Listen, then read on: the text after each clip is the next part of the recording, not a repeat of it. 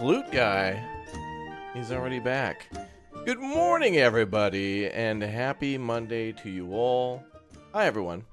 Welcome back to Manor Lords. Gonna get started in just a sec. Thank you very much for being here. It's nice to see y'all. And by the way, tomorrow is New Year's Eve.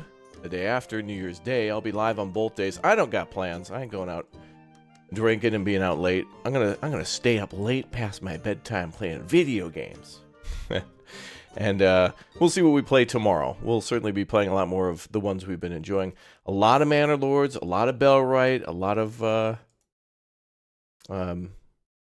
Zomboid. Good stuff. All right, let's fire up Manor Lords and jump back in. I hope you're all doing well. One's in the chat if you're doing well. One's in the chat if you're watching live. One's in the chat if you're a member of Raptoria, if you're a subscriber, if you're a follower. And good morning. Get this bad boy started. Feels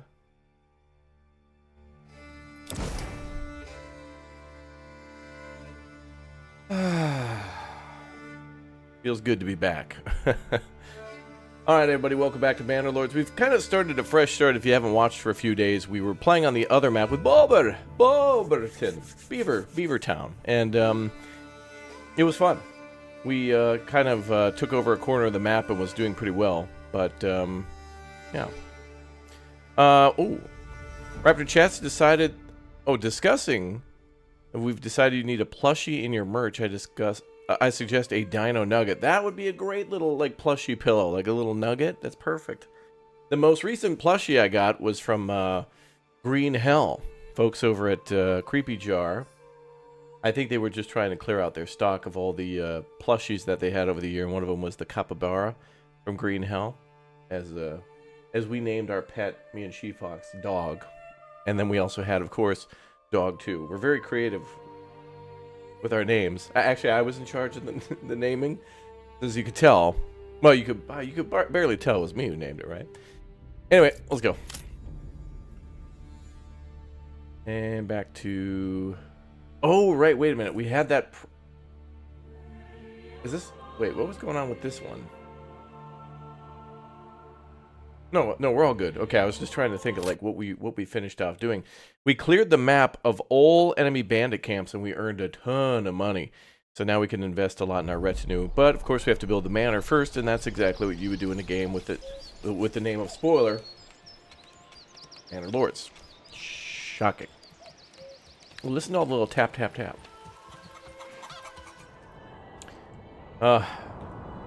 Yesterday was a long day. I had some pretty low energy.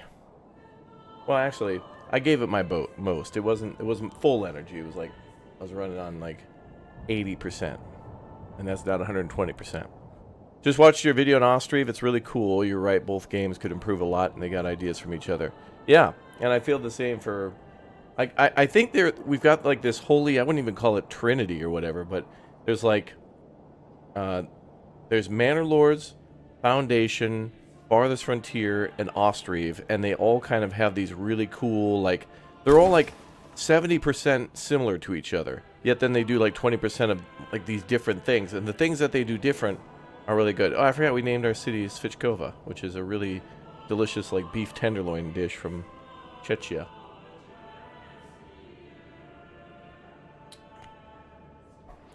Raptor naming another city after food? No way. The next one's just going to be Burger and Friesville.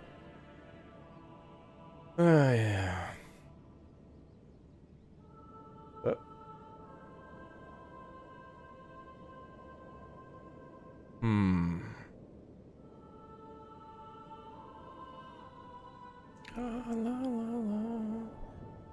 You seem pretty low on energy, sick? No, it was just one of those rough sleeping nights, you know? But last night, it was all good. Manor Lords and Zomboid were really good, but mining with Rick was just, I don't know, I'm gonna be honest. I was a little hurt from the boys. I asked everybody if they were free, yes, like over the weekend. Everybody said yeah. Well, on Saturday was okay, because all the boys showed up for that one, so that was okay, but... I could complain, but I'm not gonna. At least not now. 2 hours from now, then it'll all come out. Sorry. The cool thing is when I complain about my friends, it's not that I don't get along with them, it's because I do. And we've known each other long enough to where it's like... It's just how it is. It is what it is. Multiplayer Manor Lords will be epic. You know, and honestly, there's no confirmation on Manor Lords yet getting multiplayer, but this would be the type of map you'd want to play multiplayer. And like, if you're going to have battles against each other, this would be cool if, you know, this would be like a perfect 1v1 map. It just has that shape where each player starts in a corner, and then you kind of have to directly face each other. It's kind of neat. I was trying farming on home plots versus farming with fields. Is that viable before I waste too much time on the theory testing?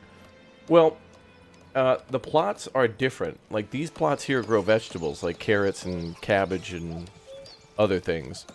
The farm fields grow wheat and barley and flax. And that's needed for, like, linen and making ale and bread. So, yeah.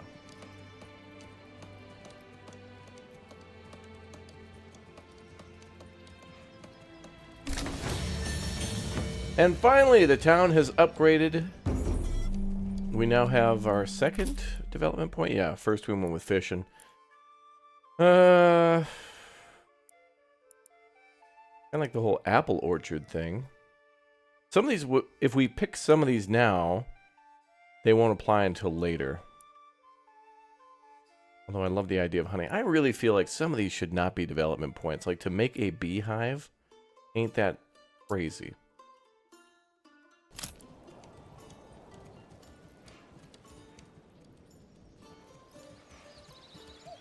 How many farming plots do you need? Does it depend on population? Well, usually what I've done is I usually kind of make these slightly bigger plots, and then this is usually enough for an entire village of like 200. So this is enough to actually sell some of these vegetables too, but I usually just let, like, look at that. We've got 53 vegetables in there. Right now it's spring, so these new plants are growing. So these are all the ones that are left over from last year. So these are usually harvested in the fall. So, like, September, October-ish. Anyway, let's just say it's November. November, then December, January, February, March, April, May. This is 6 months of food over that. So just two big old farm plots, and there you go. And size does matter, gentlemen. Size does matter when it comes to these plots. Because it's the only one that, in writing, says that the size of the plot actually affects the yield.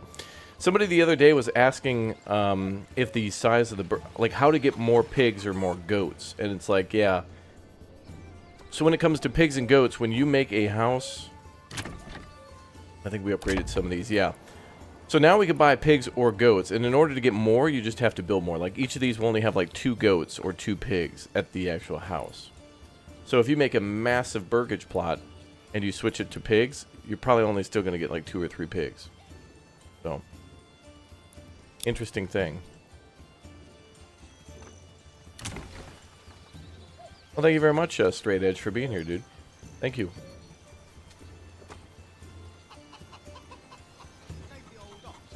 I think we want more hides, because we're going to make some... we're going to make some fancy shoes. Let's do goats.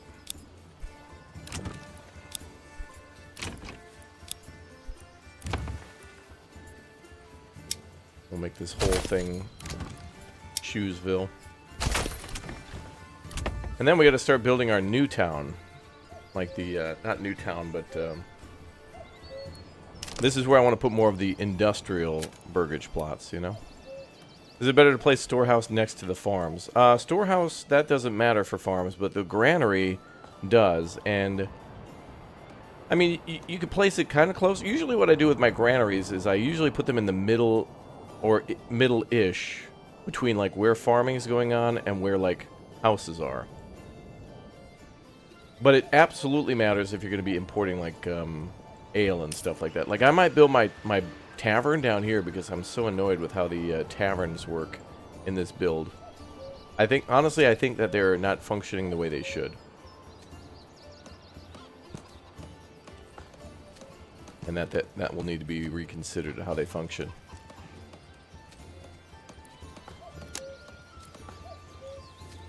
These are more of the bougier Burgage plots, so there you go. Does vegetable production decrease over time? I don't think so. From what I've seen, there's not a decrease in fertility for Burgage plots. But there is for farm fields. And farm fields can do what they call fallow. And basically it's like a year where a season where the farm is turned off. And it allows it to regain some of its nutrients. Now, I had a video the other day on Ostriv, and in Ostriv, that game allows you to turn those fields into pastures. So, let's say one year you grow, let's say wheat, and then the next year, you just let that field become a pasture for the cows. And then they go in there and eat everything, and all the manure from them doing their thing fertilizes the field, and then you plow it, and then it's more fertile for the next year. Or you can take a few years off. I think in Ostriv it does show you the nutrients that might be missing. So nitrogen, potassium? I forget what it is.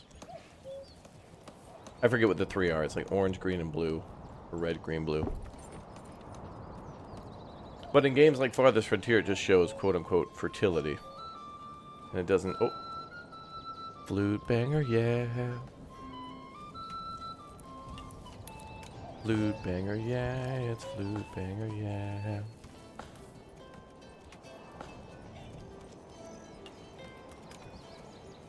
You can do that in this game as well, turn farm into a pasture. Can you do that? Because I thought,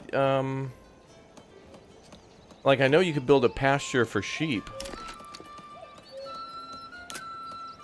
But I don't think you can farm on that. Like, there's specifically a pasture. But I don't think you can use that for farming.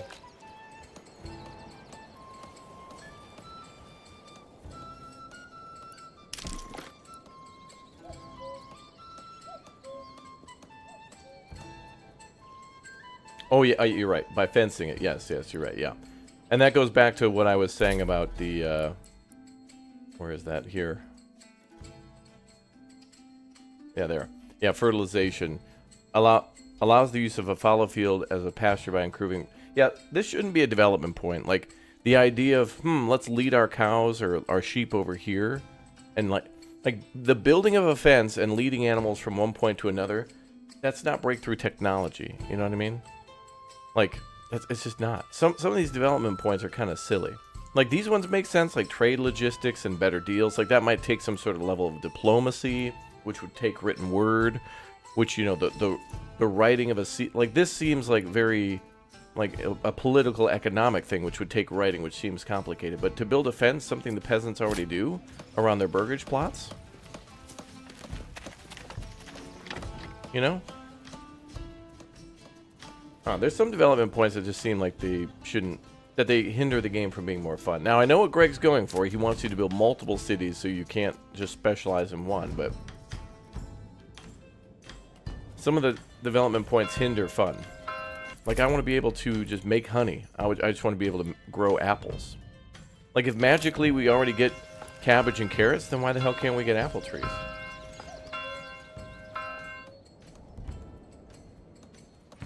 Sorry, I'm fired up this morning. But, are y'all ready to bang? Let's go. Here we go. Ready? Okay. Get ready, buddy. 3, 2, 1. Here comes the breakdown. Here it is. Love that. I love that, dude. Yeah, a farm's a farm, a pasture's pasture, no way to change it. Yeah, unless you use that development point. And to me, that's just kind of silly. Like, it hinders fertility via having to, like, upgrade a couple houses. Like, why? Mike was on? Uh-oh, what did I say? Oh, ready to bang, yeah. Good morning, Gromy. Good morning, everybody. All right, we're just building and upgrading a bunch of burgage plots here. We're trying to go for a medium village. I think that's tier 3. And we're building a lot of new homes. And we did a lot of battles, man. We did a hell of a lot of fighting the other day. It was cool. It wasn't that massive scale fighting that you get with the other modes, but... What's the best way to earn regional wealth? Well, there's a couple ways. I guess the best way depends on the situation. Number one, you could trade. So all you gotta do is like build a little trading post, and then you can start selling planks and leather and stuff like that. Well, leather is a little more major trade, but yeah, you could sell a few small things and actually make some cash. The second option is to go out and find bandit camps and clear them out with your militia. They can win those fights. It takes a while to walk there, though. Another way is to upgrade tier houses to tier 2, and they'll pay like a yearly tax, quarterly tax, something. There's a tax paid from them, and that'll increase your regional wealth too.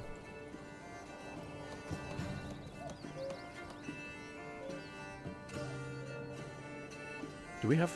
I want another bandit camp to pop up. I want more influence so I can take all 3 of these. But if I do that, the bandit camps will stop appearing, so maybe I don't want to take territory. Another thing to note in this game is if a neutral territory gets taken, I don't think bandit camps pop up anymore. So in order to make it so the bandits pop up and I can easily beat them and get like 150 to 250 regional wealth, which is quite a bit of coin, I want them to keep spawning. Then you go in there and clap cheeks, and then you get a bunch of free cash. Clap cheeks, free money.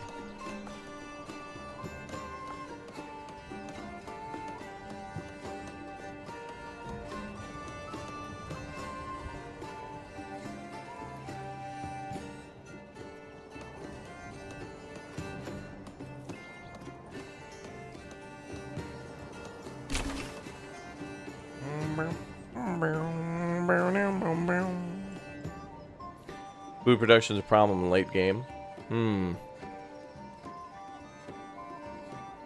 Yeah, that's why I kind of opted to go towards the edge. You got to be importing and... yeah. Reminds you of Farthest Frontier with the food production. You know, I think the economy in this game is kind of just not... at least in this beta build, is not fully functioning. It feels like there's a lot of holes in the road. It's really hard to figure out.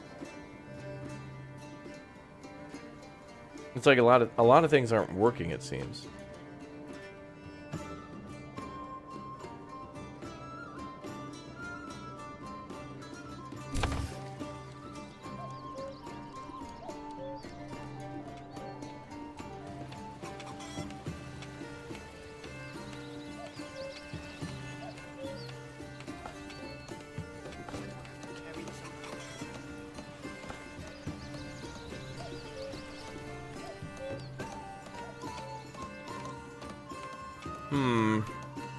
Trying to think too, I want to build my manor, but I want them to finish those homes up here before we do that. What's up, Yves? On the Winding River map, can we fish in the river? Unfortunately, no. You can't do any boats on the river, but you can build bridges across the river, so that's cool. We do have a video on the channel about that as well. If you want to learn a little bit more about the new update for Manor Lords, check the YouTube channel. Under videos, there's one on Manor Lords and a lot of the new changes, including visiting both maps and checking out the differences between both of them.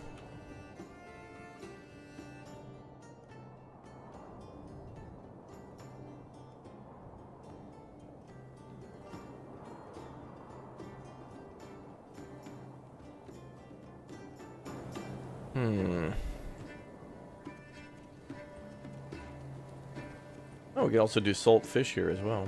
Eventually we're going to have to import salt, though. You know what I'd like for trading is for it to be like Austrive too. We're not just necessarily trading to a border, but it'd be kind of cool if there were a couple of different cities we could... And Foundation does this as well, where...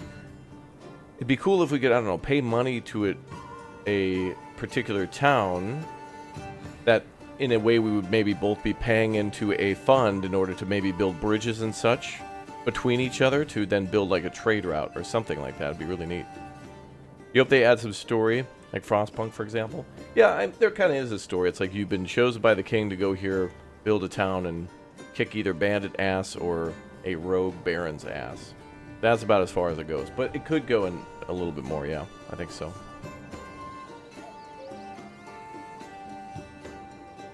What is this similar to? I just went over it earlier. I said Foundation, Farthest Frontier, Austrive, maybe a little bit of Banished. If you've played a, like, you know, medieval-ish city builder before, then this definitely has that in there.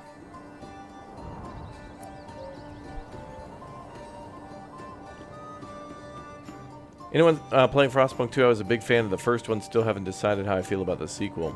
I've stopped playing for now, but I do know they're working on DLC and new stuff.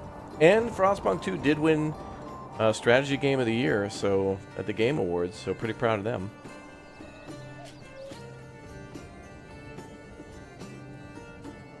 11-Bit Studios in Poland. I went out there, played that game, had a lot of fun with it.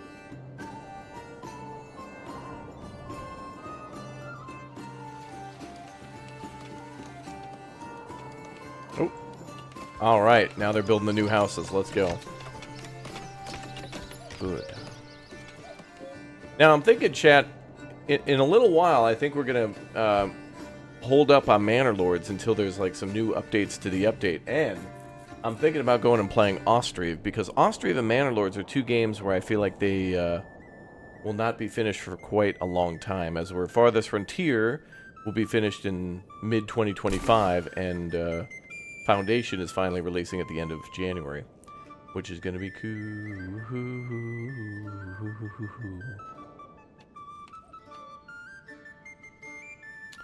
Cold outside and coffee with Manor Lords, best thing. Yeah. Yeah, Fabledom, we've had that on the channel before too. It's very cool. That's a fun game. I like that one. Alright. So I'm thinking about building the manor, but I don't want to build the manor until they're done with all these houses. They wouldn't get to it anyway until they're done with all that. And we could build another... We should build another market here.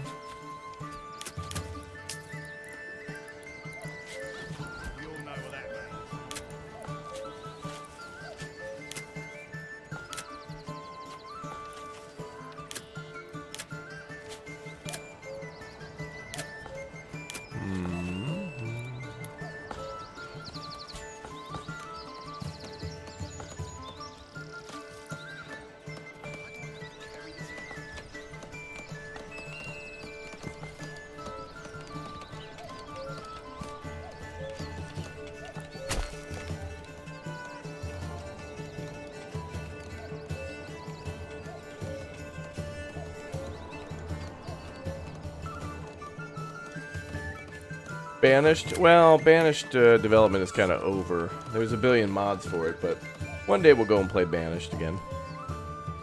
In fact, I think what we'll do is we'll probably put a video on the channel about Banished again. In a while.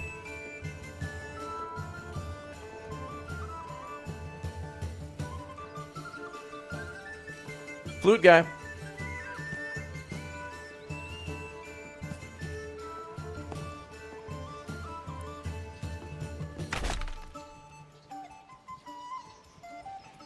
We'll go retro and play Caesar 3. I feel like I'd just play more Citadelum.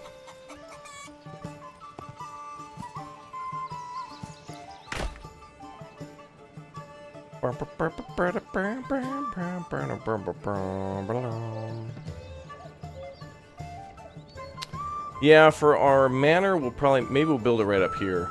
Because we are logging this forest out. And if the enemy attacks, it's more than likely going to be from up there. Have you tried the Kingdom Come Deliverance 3... sorry, Kingdom Come. So Crusader Kings 3 new DLC playing as an adventure. No, that sounds cool. I didn't even know there was one. Huh.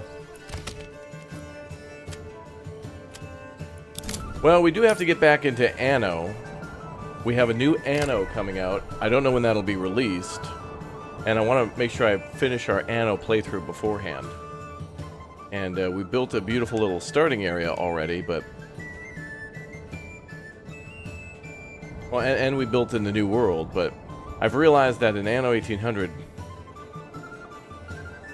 we're going to need more hands on deck.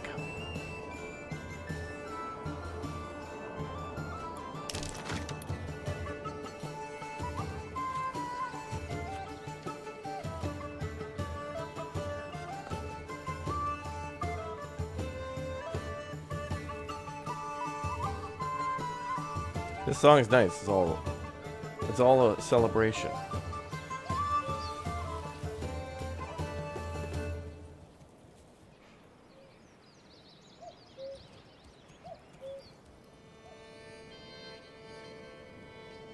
He plays a contractor forever, taking jobs in Crusader. That's cool.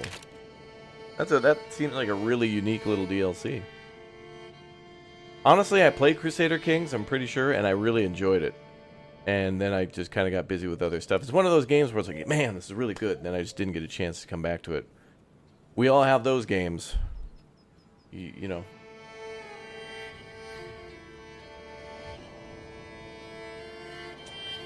More Fox Paws on deck. What do you think She Fox is going to join us at Anno 18? We're a bunch of nerds. She wouldn't hang out with us.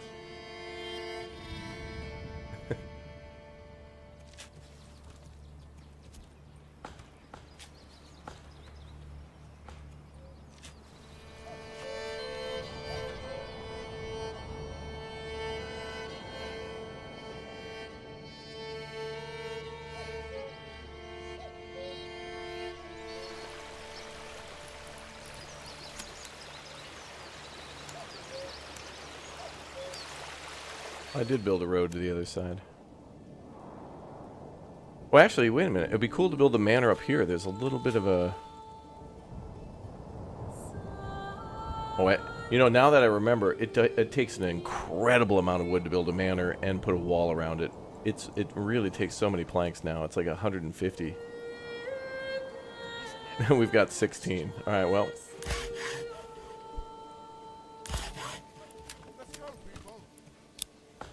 Get an ox on that. How many do we have? 3? Oh, and we have a horse. Okay, well, let's get another... Let's get another oxen. The bustling world looks interesting. Yeah, isn't that top-down, like, really beautiful pastel Chinese city builder? I think I saw that when I went to Digital Dragons in May of last year. And there was another one, but I can't... Something about tea. Is the Bustling World have something to do with tea as well? Oh, there's a really... That's a beautiful looking game. I gotta play that. It looks like a storybook or something. It's really cool looking. I love games like that. Okay, we need another oxen. More oxen.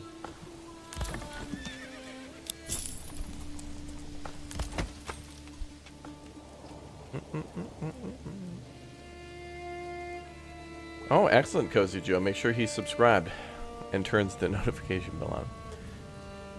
Oh, have you ever played Farthest Frontier, my friend? Welcome to the stream. Good to see you. It's probably one of my...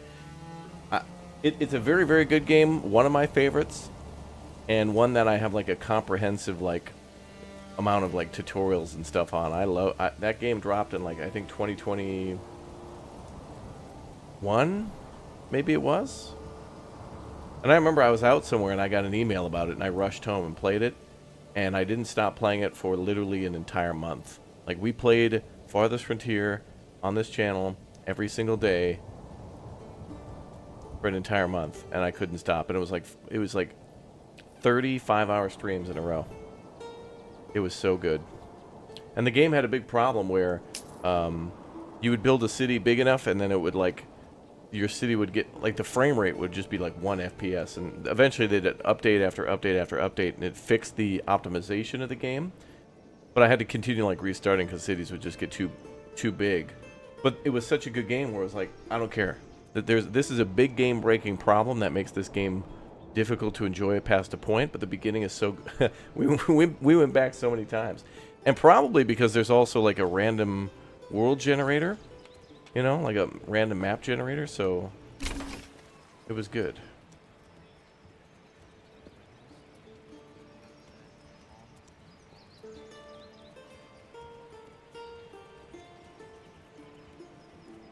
Farthest Frontier is how you found the channel? Yeah. And I loved making tutorials on that. It's been like 2 or 3 years. When the game comes out, I'll make some new tutorials because... it'll make those videos new again, so they'll bop up in the algorithm a bit more so people can find them again. But then also, there's probably a few things that have changed in the game, and things might look different or might be in a different menu, so that'd be a good idea. We have a market here. There'll be a market here when they build stalls. And then there's also a market here. We just need more people to work the markets. And in order to get more people to work the markets, we got to build houses, and that's what we're building up there. So it's happening. If you're wondering if Manor Lords is worth it, if you got Game Pass, just try Manor Lords, you know, on Game Pass before you buy it. And if you play this game and you find out it's not for you, the money that you spent to try Manor Lords, then you could try on a bunch of other games too. It's kind of a good way to try before you buy on Steam if you want to own something permanently. But remember, chat, we have until January 2nd for the Steam sale. So a lot of games are on sale for like 50 to 80% off or higher. So definitely check Steam. Absolutely. Yo, Reese, what's up, man? Hey, Raptor, just wanted to say, love how you play games. Your streams have inspired me to try so many new ones, and I've had a blast. Ooh. Only downside is my wallet isn't happy about it. Oh, yeah. Well, like I said, you know, the Steam sale's going on, so...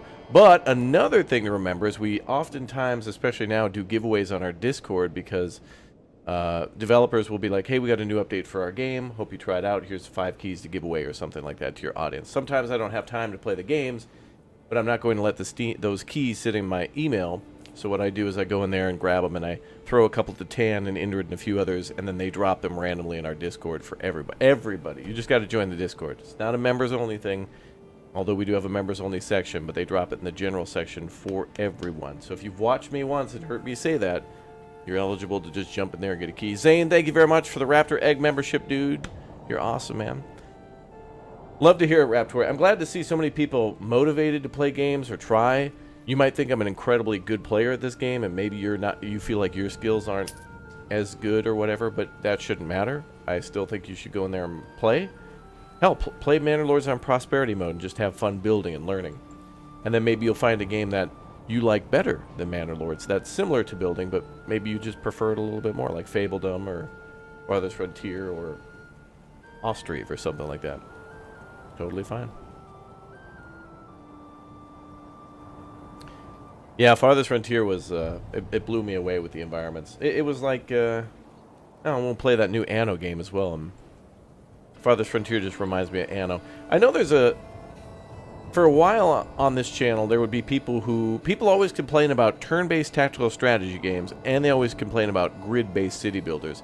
And I feel like the reason we had turn-based tactical strategy games, and the reason why we had grid-based city builders, is because computers really couldn't handle anything more back when those games were conceived. And so, but I think that style, that created a genre that just is so good. Because the turn-based tactical strategy games allowed for a lot of detail that maybe it was harder to convey. Like a small squad would be hard to control in real time, and you'd be pausing anyway, you know, so that way you could control each individual soldier and be like, move here, take cover, shoot that guy. And it kind of became more like almost like a game of chess in a way, you know, like this guy can move this many spaces and then it can only attack in these directions. It's a really interesting way to do that. So hope to see more games like that. I don't want genres to die just because something better came along in terms of, like, you know. I mean, you got SimCity 4 and then you got Manor Lords. Like, look at this. This is amazing. Manor Lords looks incredible. It's so beautiful. But doesn't mean SimCity 4 is bad. That game is like almost 25 years old and still good. You keep saying you might need to buy a PS5. Yeah, I'm probably going to have to because, you know, when GTA 6 comes out, that'll be on consoles only, so I may as well just get one. And then any other, like that new Ghost of Yotai game, you know, the Ghost of Tsushima sequel might be only on PlayStation first, and then later it'll come to PC, but, yeah.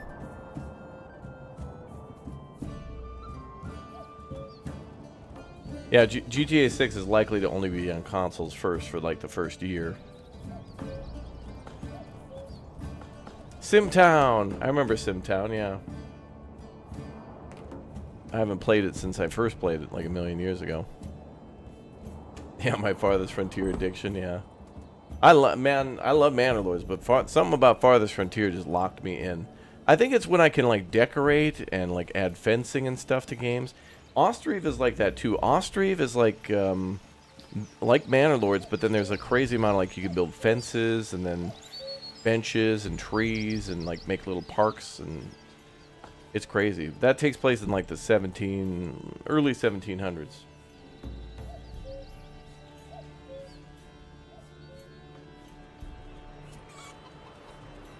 Alright, we got another family to move in.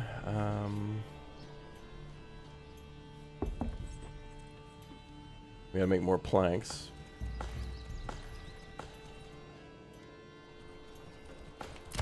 I think it's going good for me. I'm having a great day.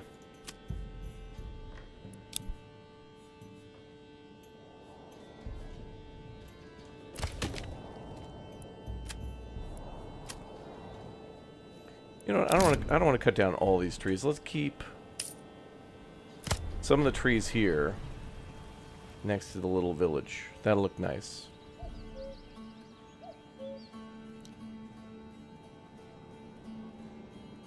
Yeah, and I think Rockstar is going to make you know, GTA 6 a console exclusive for a while. I can't believe that they're still doing that or plan to do that in like 2025. I think that's ridiculous.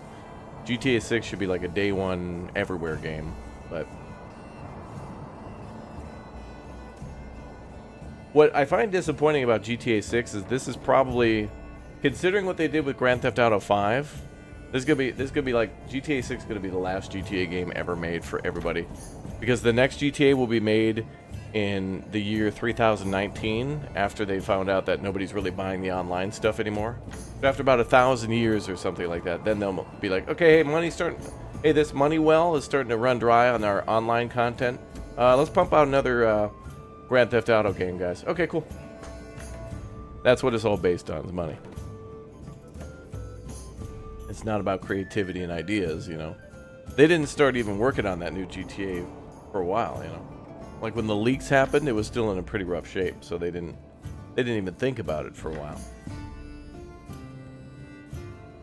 I do miss, though, when Rockstar made games other than Grand Theft Auto, you know? Like they had Bully, we'll never get another Bully. And then they had a racing game called Midnight Club, I think. And a bunch of other games that they would publish and stuff. And I still think they did Red Dead Online dirty. Like I saw the stories of what they did with Red Dead Online, and it's like, how the hell do you get a sweet Wild Western game and then like goof that up? Not goof that up, but like it's just like, let's not put any time into this. Our other one's making way more money. So they really should be shamed for that. But you know what? I think when GTA 6 launches and we have Game of the Year, we already know that's going to be the Game of the Year. Everybody's already decided that because of the hype, Game of the Year. Yeah, LA Noire. We're never getting another one of those.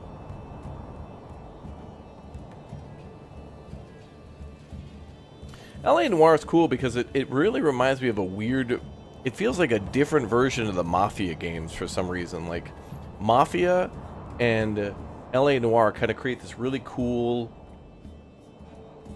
environment where it's not quite... I don't know. There's something different about those maps and stuff. They just seem so different. If you have a double Burgage plot with a backyard, does one family work the backyard or both work at it? Oh, I see what you mean.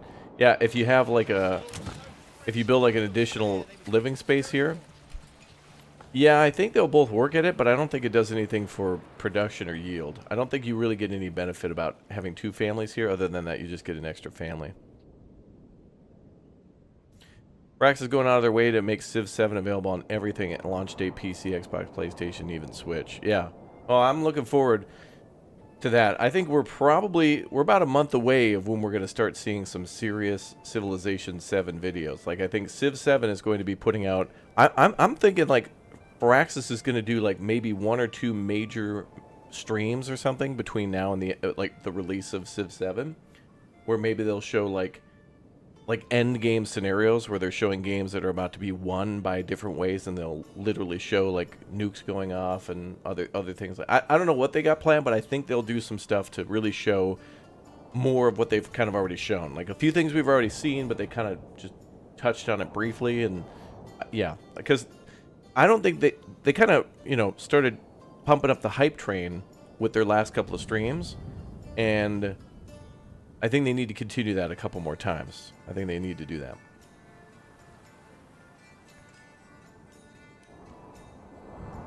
Hey, Raptor, do you ever take on people who like to do what you do? I really think I could do the games you didn't have time for. Well, in a way, yes. Like, we have our good friend Uthris, and I don't have a lot of time to play some of the games Uthris does, like a Vintage Story. But then after like 6 months of work, Uthris invited me onto his community server where him and like 10 of his incredibly talented friends invited me to a village that they designed. And Vintage Story, if you don't know, is like Minecraft for like super talented adults. I'm telling you guys, like, if you are an engineer or like a science, if you have some sort of a master's or doctorate degree in real life and you like games, this game allows you to put those types of skills and talents into it. And these guys were building like the Brooklyn Bridge, and they built like a bar with a functioning pool table and stuff like that. And I went and toured it, and I'm glad I did because, you know, Uthris kind of has a casual fun channel that he just likes to chill with, and my channel has just greater reach because I put more time into it. And it was really cool to use this channel to showcase what other people have done. And that's really cool because that motivates them. Because it's like, wow, look, so many people tuned into his stream to see our work. That's so cool. We should do it more. And that's cool to motivate people like that. Because I think the next thing that they're going to get into eventually will be Space Engineers 2. And when Space Engineers 2 drops, Uthris has got a really good mechanical knowledge as well. And, you know, he played another game a while ago called Scrap Mechanic a long time ago. So I'm really looking forward to what my incredibly talented friends will do with games like that, like Space Engineers and other really detailed city builders. I think that's going to be incredibly cool. Sometimes I just take a back seat and I'm the cameraman because just like you guys, I'm in awe of what other people have made. We've done that before too with Uthris in Valheim, where they made a legit base in Valheim where they cut down every tree, they mined every stone, and they brought everything to their base, and we took a tour on it, and then the comment section was like, dude, you don't have to lie to us. We know he cheated the materials, and it's like, dude, you don't know. Uthris plays legit. Like, you can go to Uthris's channel and see his streams of them literally cutting down all the trees. Like, there's hours and hours and hours of work of them actually doing it, and then they want me to just showcase like 30 minutes of all of their work and be like, okay, this is our, you know, this is our, what do they call it, the central house or whatever, the longhouse. And they've got a beautiful hearth that they custom made and stuff like that. So it's cool. It's cool to showcase what other people have done. That's really cool. Do I like the recent Total War games? I don't remember playing any recent ones, honestly. I think I gave Total War Egypt a try and it was cool. But I think all I would want from Total War now would either be like either a remake of their old ones that were really good, or kind of a sequel to the old ones that were really good. I mean, like Shogun. Like, what if they made like a new Shogun? You know what I mean? Or like a new, or they just remade like one of the older Total Wars. I don't know what they would call it, but yeah, it'd be cool. You're craving more Parkitect and open Roller Coaster Tycoon? Yeah, Open Roller Coaster Tycoon 2 would be cool. Everybody wants to play Open TTD. Here's my range, chat. I love games like Manor Lords, but also, you know what's really beautiful? Like games from 2000 that look like this. Check this out.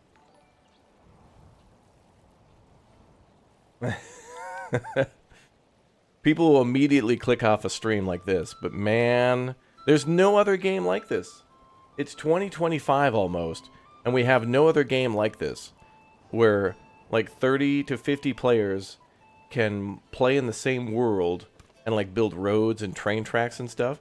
Like, why can't we get Transport Fever 2, or rather now soon Transport Fever 3, where you can build in a huge open world that looks like maybe this should look more like City Skylines or something like that. But yeah, I mean, nobody has even attempted to try to make a game like this. It's insane. I mean, This looks like SimCity 2000, and nobody even has attempted to make a game that does what that game does with modern graphics. Yeah, there's another cool game called Metropolis 1998 as well. I'm looking forward to that too. But that game is amazing because still, people have not made a multiplayer, beautiful looking, open world, like, you know, map, whatever, with all that support kind of thing. Industry Giant 4.0 is trying to do that, and Transport Fever 2 was definitely that, minus the multiplayer. So it's like, where the hell, you know? Some people have tried to do it. Yeah, I played Builders of Egypt, but I've only been able to play a demo, so I'm not sure. When that game releases, we'll play that. Is that releasing soon? I know one of those is coming soon. Tsar, Burden of the Crown? Never heard of that. But anyway, we need a game that looks like the City Skylines games, but that's about infrastructure, that's multiplayer, that lets everybody build an airport, build a seaport, build train depots and stuff. And oh, it's being released on January 9th for Builders of Egypt. All right. Let me put that on the list then so I don't miss it. Usually I would get an email for that, and I may have, so let me check. Builders of Egypt. I'll put a note.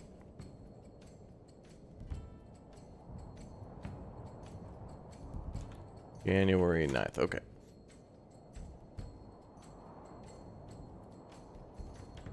Gotcha. Whoa, we're being raided. Slow walkthroughs. Thank you very much for the quick raid. Slow walkthroughs, but that was a fast raid. I looked over. We've just been raided. Yeah, thank you very much for your raid. Welcome to Manor Lords, everybody. We're having some good times. Building slow.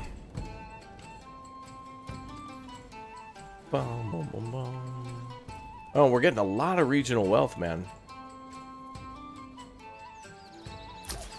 Well, welcome to all you guys. If you enjoy games like Manor Lords, you know, medieval city builders or builders without, yeah, like, let's say pre-electricity and combustion engines, we've been playing a lot. In fact, tomorrow I think we're going to start a series on Anno 1800 in multiplayer.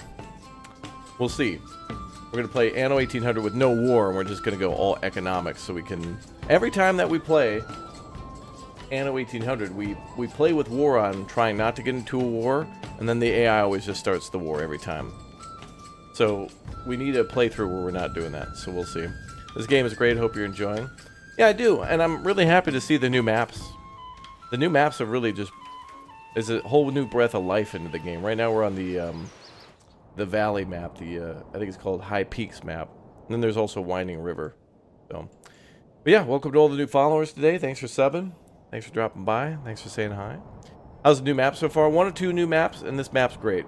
I'm just playing on this one for the first time, so we're kind of, we've started fresh from our other city, and this is our 3rd day doing it. It really feels like, finally, it feels like the 2nd day now. You know, like it feels like our 2nd stream on this. The first one was us doing a lot of battles and clearing out the map from bandit camps. And now I'm hoping the bandits come back so I can crush them and get more money. Yeah. Yeah, this is the new beta, and it is in testing. But it's not yet released. It's kind of unstable, and it seems to break a few things. Like, I keep having trouble with the taverns getting ale unless I upgrade them to tier 2. It's hard to know what's working. It's interesting. Well, we're getting more cities in the map. Hi, She-Fox. What's up, Josh? How's it going, man?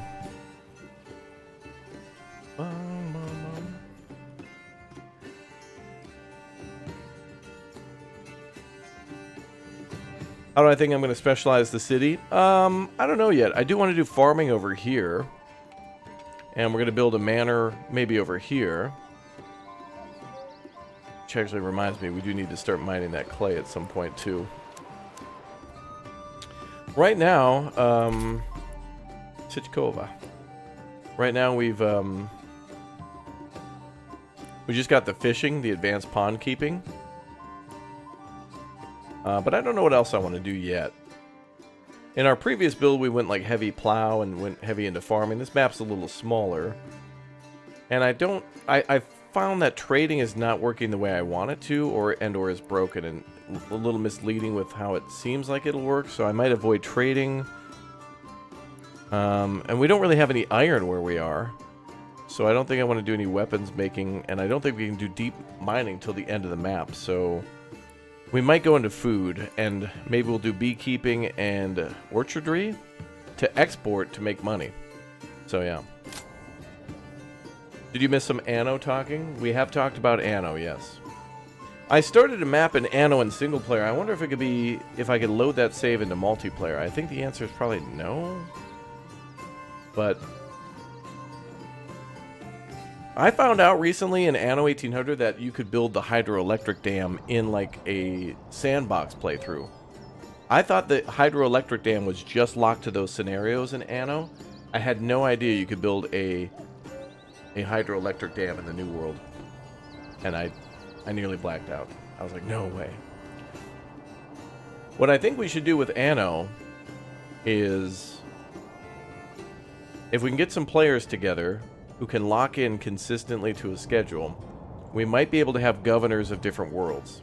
We'll play all on the same team, but there'll be somebody who only works the old world, somebody who only works the new world, and then those worlds will have to work together. At the start, you know, we could each take over a different island, and then as we expand, I'd love to go to Africa.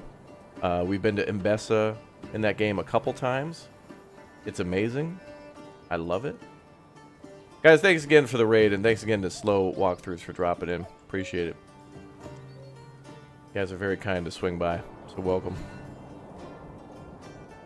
Love your videos. Hi from Australia. Well, hello. We're streaming on both Twitch and YouTube as well. And anybody who wants some walkthroughs on Manor Lords, or other games like Farthest Frontier, Anno 1800, or news on Anno 11.7 is the new one, or Civilization 7, to which, by the way, I was able to go to Firaxis in the summer, their actual studios out there in Maryland, and I got to try that out ahead of time and talk to people like Ed, and unfortunately Sid Meier wasn't there. He had to dip out. He's like, oh damn, Raptor's coming? I gotta get out of there.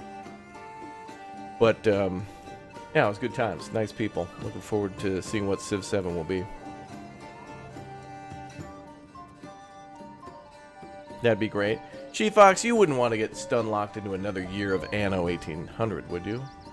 When did we do that? 2023 we played through and got bogged down by war. She wouldn't want to do that. She hates fun games.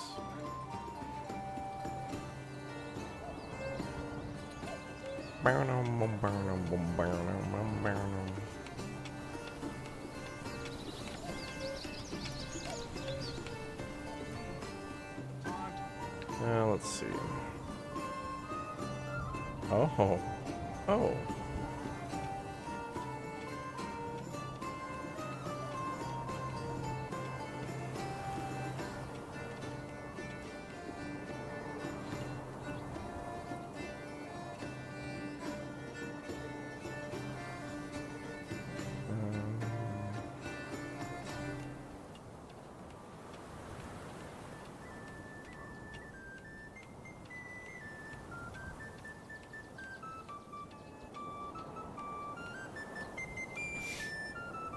Am I inviting you to Anno?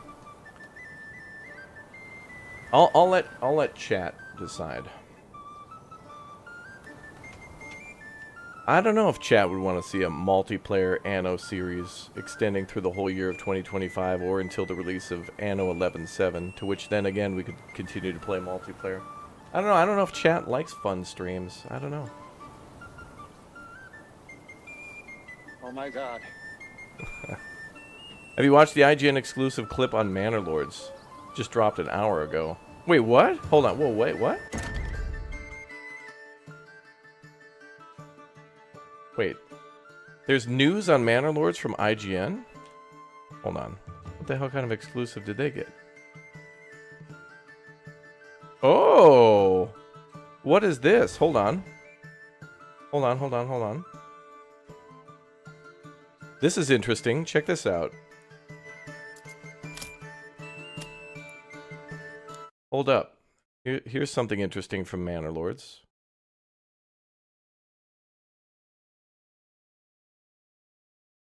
This video is from IGN, dropped about an hour ago. Manor Lords exclusive year in 2024 review. Or a year in review trailer.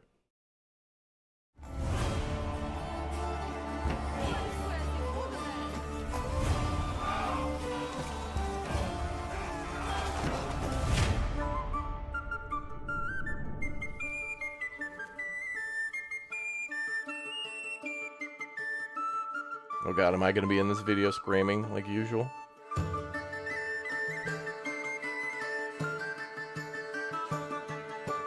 Oh, pretty apples. Wait, is that a whole apple orchard? Hold on a second. I don't know what the hell that is. Is that a Burgage plot gone wild? A waste of space. I don't think more trees equals more yields. Easier trade between regions.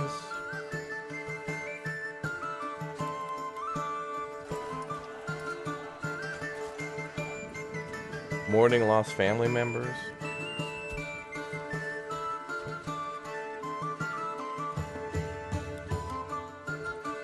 Oh, right. I forgot that was new. Is that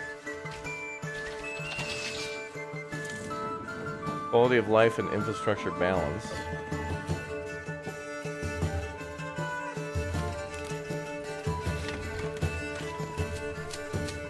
Have I had the chance to meet Greg?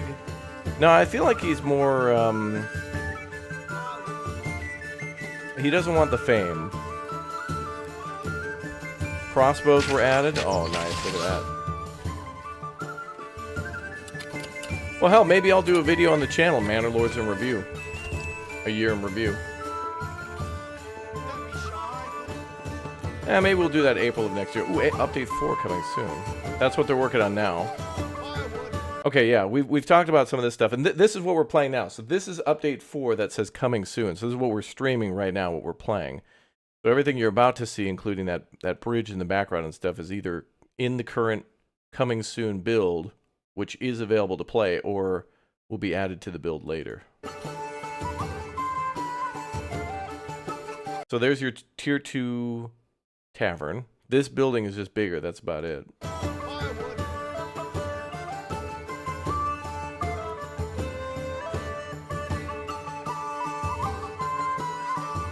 Two manor-worthy maps.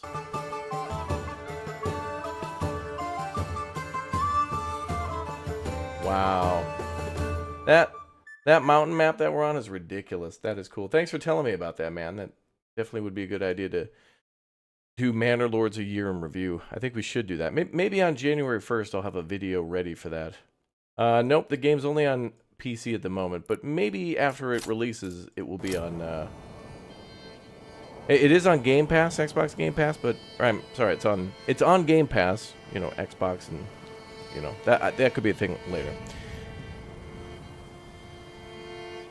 You want me to have a new questionnaire?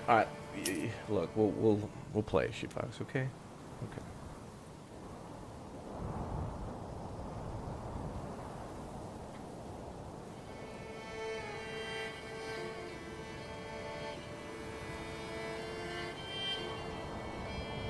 Look, here's the thing. I've been enjoying Bellwright, Zomboid, and Manor Lords so much that I kind of didn't have as much time to play Anno 1800. But I realized through the 2 streams that I did in single player that by the time I got to the New World, even without war, I was already overwhelmed in Anno 1800. I did appreciate the fact that I got to build everything myself, and it was to my style. But then that kind of got boring because I only want to do that. Like, I only want a couple islands that are mine. I would love to go to different regions and, like, this is my island and this is somebody else's island, and see the differences between them, but yet build on the same team.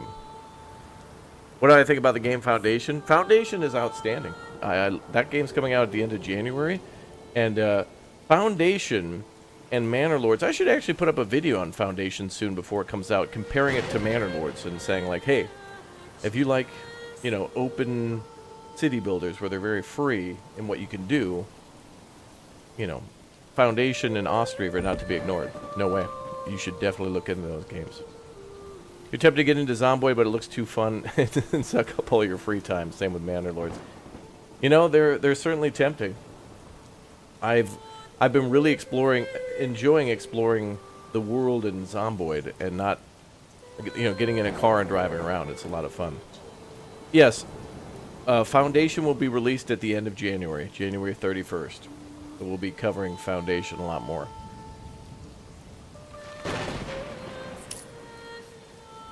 Man, we are making so much money, y'all. This is great.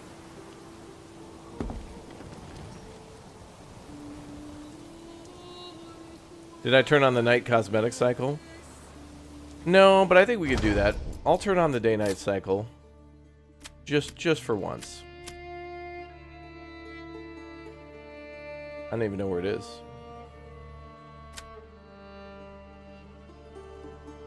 Cosmetic day-night cycle on. Okay. We'll do one day-night cycle. Yeah, I think Foundation said they were going to come out with they were going to do a new demo before the 1.0 comes out.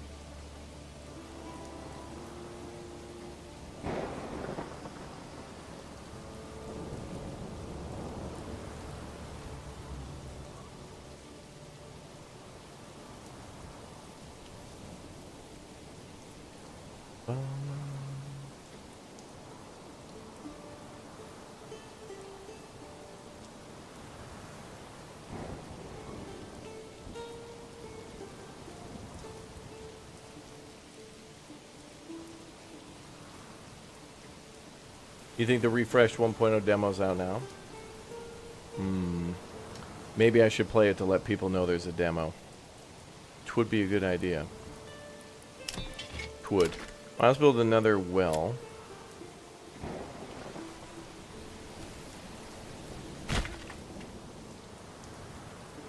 Couple more wells.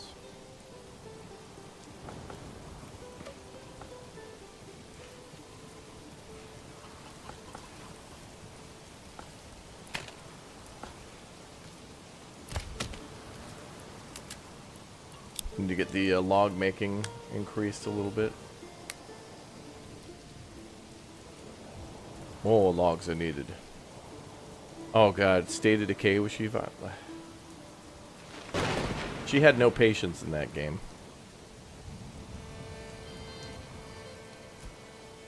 I was a little annoyed in that one.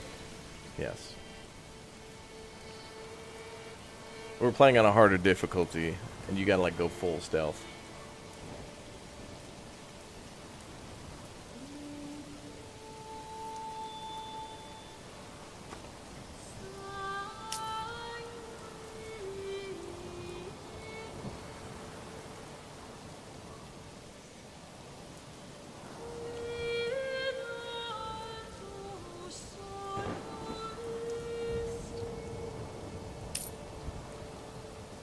The changes between early access and the demo Foundation is amazing.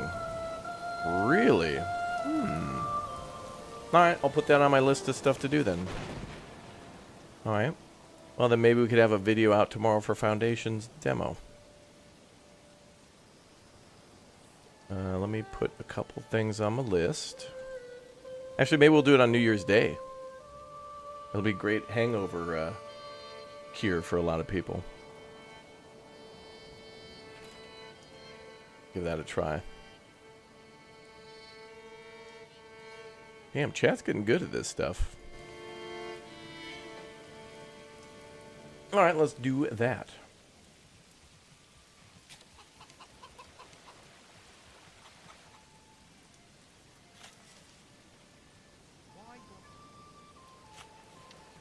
You're not used to this narrow map? I know. It's really... I thought I wouldn't like this. The uniqueness, though, of being in a valley, a mountain valley, like, that's quite cool, actually.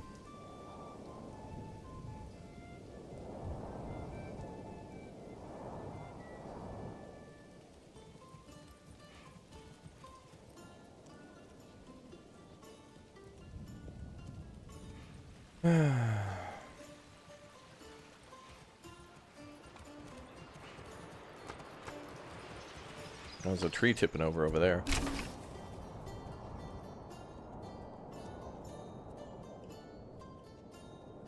Seem to know a lot about different kinds of styles of architecture. You know, a lot of my knowledge from stuff comes from games. Architecture, languages, military. You know, because of games, I've been able to travel the world a lot too and try all these different foods and see so many beautiful countries and take so many different photos of buildings and bridges and ride trains and, you know, go across the Alps and things like that. So it's interesting. I have two ranges, either from where I am right now to the kitchen or from where I am right now to like Japan. But I don't like the in-between. You know what I mean? Like, I don't like having to go to the store that's a few miles away.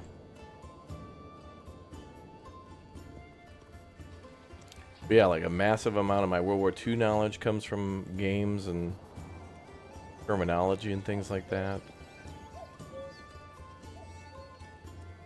So I know how to say words like Planeten, Verteidigung, Kanonen, Kommandant, and stuff like that. The actual real German word. All one word. Grammatically correct. That's pretty cool, though. Thanks, games. Thank you, video games, for being awesome. That's how I know bears will kill me the moment they see me. Pivo? Yeah. Yeah, I know that word pretty well. Pivo.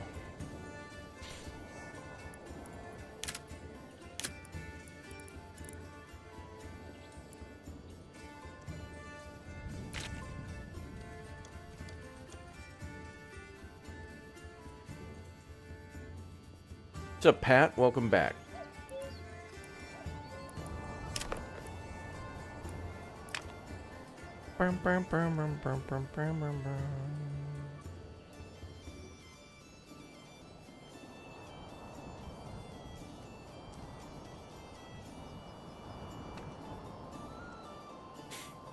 Mm-hmm.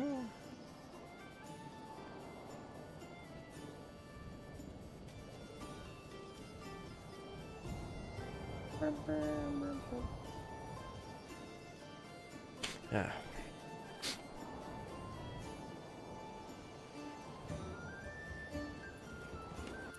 Yeah, I still don't know what to spend that development point on, man. I'm kind of like, I always feel like I need to spend them right away, but then I always don't, and I think it's better if I don't. Sweep things up here over here.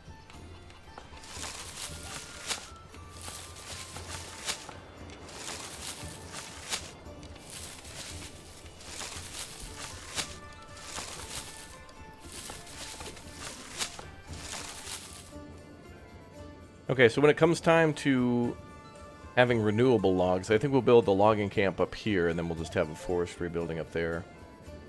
Keep that in that corner.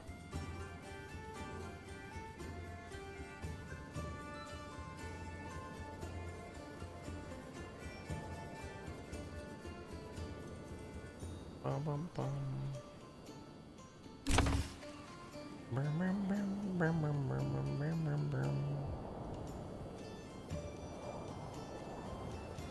Yeah, kitchen, P.O. box, in Japan. That's my range. I do love Czech Republic and Poland and Slovakia. I do.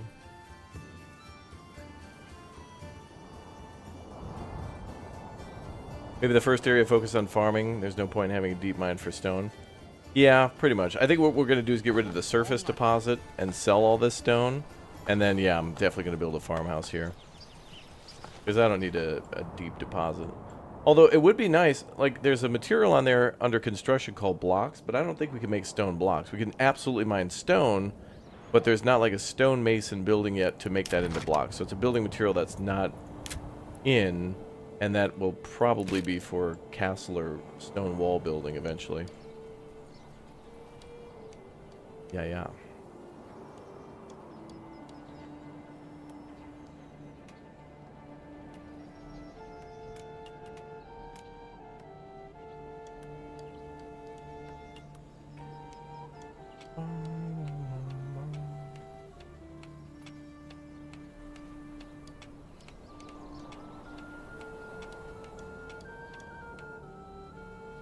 But we do need some more stone to build other stuff, so let's build that now. Oh wait, it's already on the list. They're building it. Good.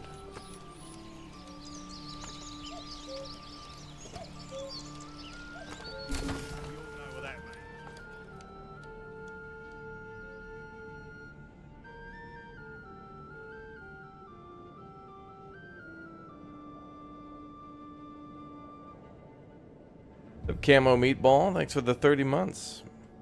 Appreciate that, man. Do tools have any use? Yes, they do. Tools are used for upgrading some of the Burgage plots to a new type of building. So like, you see there where it says Cobbler's Workshop? It takes 10 regional wealth, 6 planks, and then 1 tool. So you will need tools to make a couple of the more advanced Burgage plots.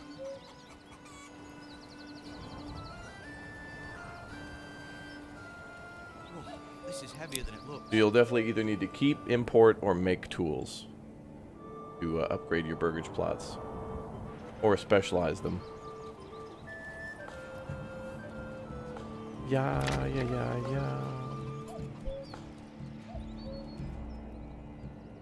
Oh, and we have the we're turning on the day-night cycle too. Just for one round. It's been a while since we've seen it.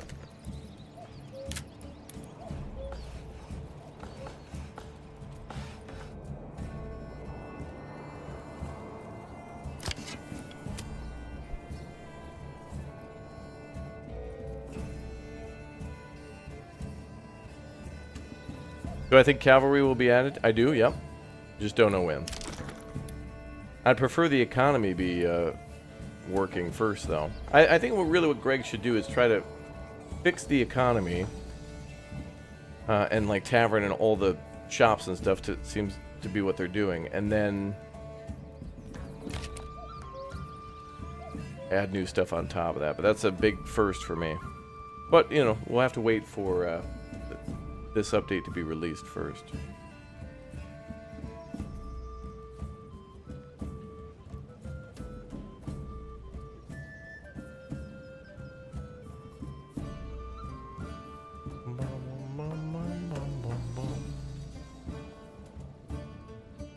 Wow, we have 1,000 regional wealth now? Wow. Here comes the money, y'all. Well, I guess we should probably make sure we bought all the animals, too.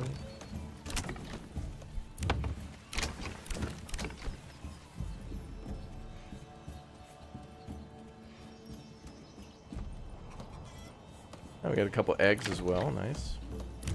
Just give me a hammer and I think what we need next is more people in the granary.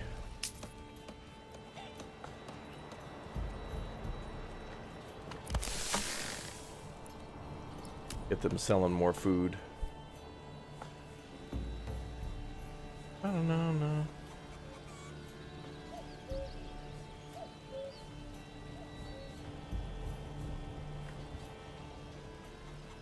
Interesting. What's your GOAT game of all time? I actually have this on the channel. There's a video recently. So my favorite game of all time is a game by the name of World in Conflict. It's a fictional Cold War game back from 2008, and it's amazing.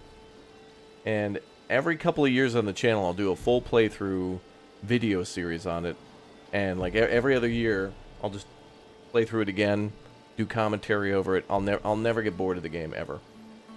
And recently, I was looking in my YouTube account, and I noticed that there was one video I hadn't uploaded, and it was a video that I accidentally uploaded twice, but I didn't delete the one that I uploaded again. And I was going to delete it, and then I thought to myself, well, wait a minute, chat's always asking, what's your favorite game of all time? So it was just a random mission of me playing, and so I released it, and then I just called it, like, my favorite game ever. And I uploaded it, and like everybody agreed that was just an amazing game. They wish there was more games like it, and now I always reference it as just like, go check that video, dude. Like that's my favorite game of all time. I don't know why. This is a game vastly ahead of its time. It right now in 2025, I should say. The there's going to be a game released called Broken Arrow. And Broken Arrow looks incredible, but I feel like Broken Arrow is a combination of Wargame, European Escalation, Airland Battle, and Red Dragon, and also World in Conflict. And I love those games, so... Yeah, we're starting to get finally into a time period where all these games that are coming out remind me of other great games. So we're getting great game A and great game B that have inspired great game C. And it's an amazing... It's really cool to see. So I love World in Conflict. Nothing will ever beat it for me. But there are games that do absolutely come close or are definitely games inspired by that. And I'm happy. Yeah, Rise of Nations is on the channel, yeah. Yeah, any classic RTS game I probably played, and there's probably a video on the channel. It is nice. Every couple times a year I'll go on the channel and upload an old game like SimCity 4 or something like that. Yeah, Tom Clancy's End War let you do the voice commands. That was cool. Yeah, Rise of Nations absolutely needs like a remake or like a... yeah. Well, so like Microsoft recently, you know, we got Age of Empires 4, and then Age of Mythology was also like remastered. Well, they called it Age of Mythology Retold. That was great. I'd never really played Age of Mythology before. I had, but not like the full campaign, and I still haven't beaten it. But it's really nice that when classic PC games have come back, people who didn't get a chance to experience it then experience it now. And I could definitely tell I was playing a game from the, you know, like the 90s and 2000s era of PCs. And there was nothing wrong with that. That's a damn good era. It's a damn good era to live in. Or to experience games from. Mm-hmm. But Rise of Nations to me is cool because it felt like playing Civ at the same time as playing like Age of Empires. It was weird. Like it has some of the mechanics of those games and the same vibe. I don't know, that's kind of cool.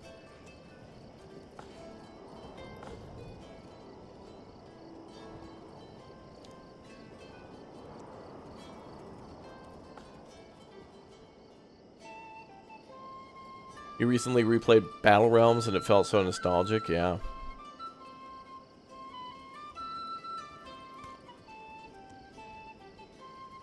Hunt for food and fight bears. In Bustling World? Oh. Yeah. Oh yeah, Ruse. Yeah, Ruse was good. Ruse then inspired like World in Conflict. I mean, War Game. It was from Eugen Systems. The same makers. Kingdom Come Deliverance hits differently, yeah. I went to Prague in the summer as well, or just in the early summer, and I went to Warhorse Studios and talked with them, and I saw them making Kingdom Come Deliverance too, and they like I literally walked past offices of people working on stuff, and I saw a lady, you know, like with a digital, you know, pen or whatever, like brushing in things on like I saw the world map of Kingdom Come Deliverance too, and so I can't, you know, I promised I wouldn't say anything, and I won't. But I think Kingdom Come Deliverance 2 might be possibly a game. It will be a video game, and that's all I can say further on that title. And I'm definitely not a playable NPC or whatever. Did I play the new Enshrouded update? I did, and I slayed the dragon too. There's a video on the channel of that. I think actually it's if you go to my YouTube channel, I think it's like the main video that plays at the top. It was pretty cool.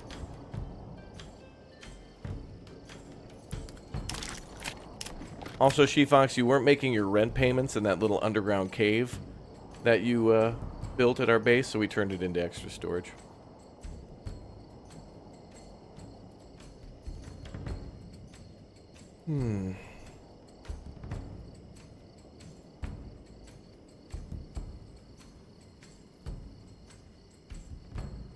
Yeah, I'm still replaying Kingdom Come Deliverance as well. I put our Kingdom Come Deliverance playthrough on hold because, of course, you know, 3 million updates and games released for the holiday season. So pretty much from October until now, it's been new game, new update, new DLC, update beta, demo, full release. Yeah, I'm the new voice actor for Henry.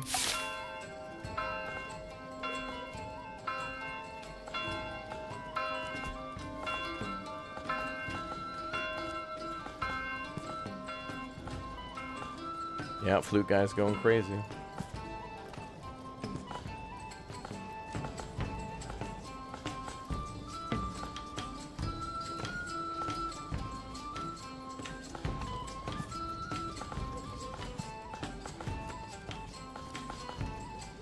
Ooh, that looks cool.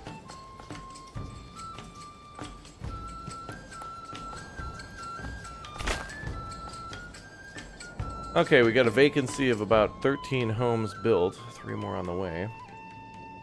Yeah, we played Once Human. That's on the channel, too. You name it, I played it. You know, I feel like a lot of people who watch me or who are subbed and followed a long time, we all have similar tastes, and so, you know, if you like it and you watch me, whatever game it is, we've probably played it. Like a 90% chance.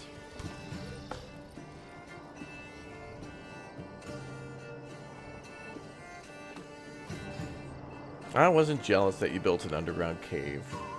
Not at all.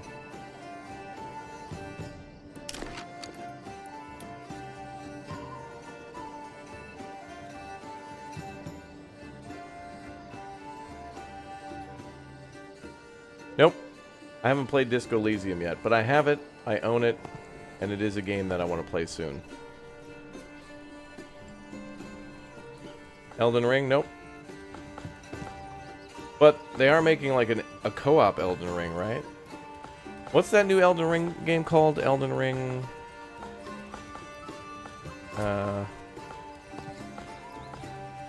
something Realms or something? I'd play that. I'll just need somebody skilled. I'll need an Elden Lord to guide me through. Night something, yeah. Night Realms or something?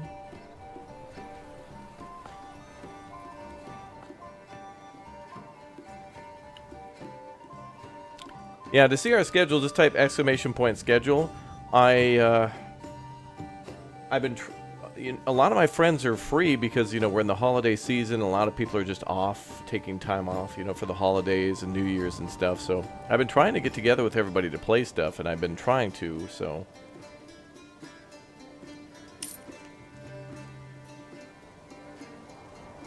So just check our schedule, but the schedule is subject to change because some people are free, then they're not, or they're not, and then they are. So we'll see.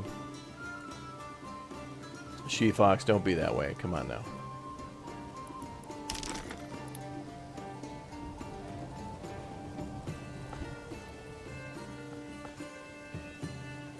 Don't be that way.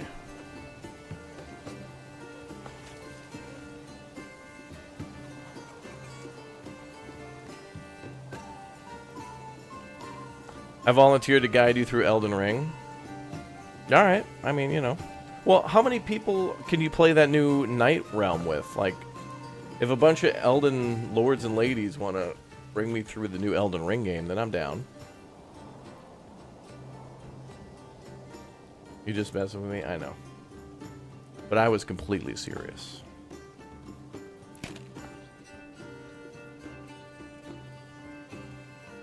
I've never played Elden Ring before. I really haven't played Souls-like games either, but I know I'd like them. Actually, I did. I played Lies of P, which was cool. I thought Lies of P was cool.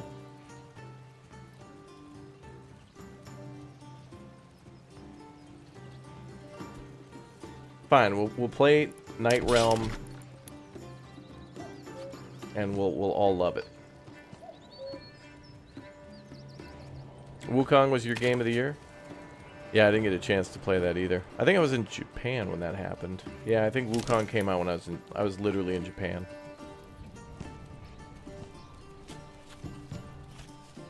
We should play Elden Ring. There's co-op. I mean, maybe. Alright, tell you what. Let's play Night Realm first, and then if it's good, then we'll play Elden Ring. Maybe I should just buy Elden Ring because it's on sale, probably. I don't know. We'll see.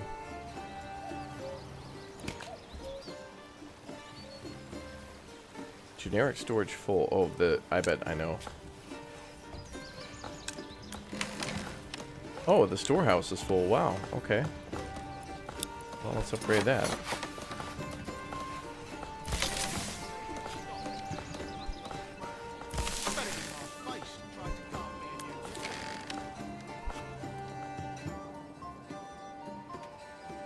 Alex was playing too.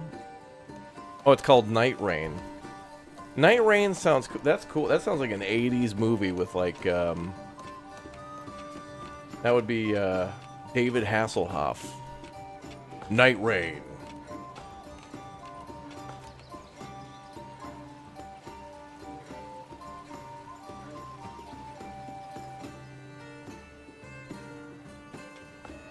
We'll see. I'm starting to think, chat, that maybe...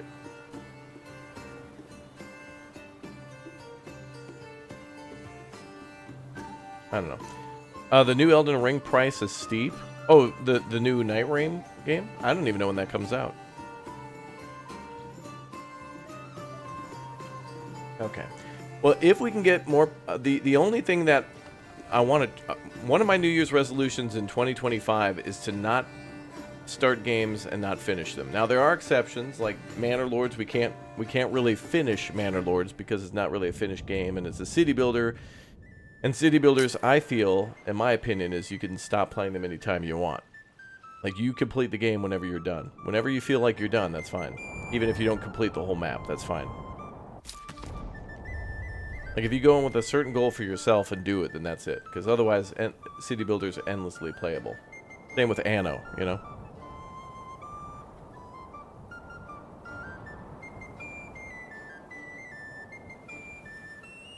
Man, everyone's trying to get me into Elden Ring. Gabriella in the chat, and I will be your personal guide. That's nice, by the way. Thank you for being nice. I'm gonna need someone to protect me.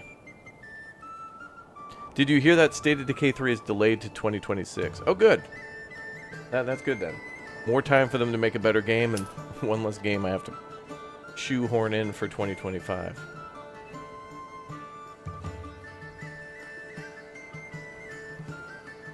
Yeah, like, and then the other thing that happened is, like, I wanted a 100% Indiana Jones. Like, I was so close, and then the game had, like, this glitch where I couldn't climb a damn vine. And now, I can't finish the game. Because I can't get out of, like, the area that I'm trapped in. Oh, new free game on Epic. Alright, what's the new free game on Epic Game Store today? Let's check. The new free game on the Epic Game Store is a game called Redacted.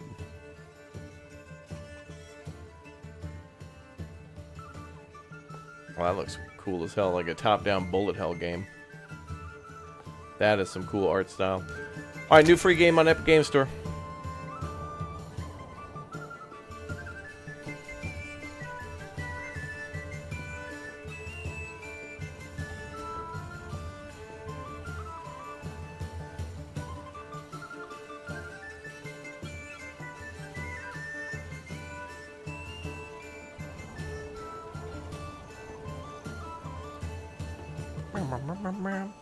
You know, actually, I'm going to need somebody to play that new game coming from the makers of It Takes Two. I forget the name of the studio. But they're making that one. What's it called again? Split Fiction? Where it's like fantasy and sci-fi. Like two ladies are book writers and then they get trapped in AI. And that looks fun as hell. I want to play more of those It Takes Two games where it's like a, you know, the two-player co-op. Where it's like a story game like that. Those are very well done. That seems like a lot of fun. And the cool thing about It Takes Two is that, like, you can play It Takes Two and then switch the roles of who you're playing as. Completely different game because there's, like, some of those sections are completely different. Like, I can remember the beginning of that game with the squirrels in It Takes Two. And, like, one of them you're jumping on stuff, and then the other person has to, like, shoot stuff to, like, get you through or something like that. I don't know. That just seems like a great time. Yeah, Hazelite. Yeah, Hazelite, man. I think his name is it Gerard or Jared Ferris or something? I don't know. That guy's cool, man. Those are the guys who, we played that on the channel, the remake or the remaster of Brothers, A Tale of Two Sons. And it's kind of a co-op game where you can command them both, and damn. That game gets me every time. Joseph, yes, thank you. Joseph Ferris, thank you. Oh, yeah. The tickets. I remember. Yeah, what are the name of those games, chat, where it's like a puzzle game, a split-screen puzzle game, and it's called like Lost Together or whatever. Like you're in a parka, and there's like a bunch of puzzles to do. I'd love to play through all those.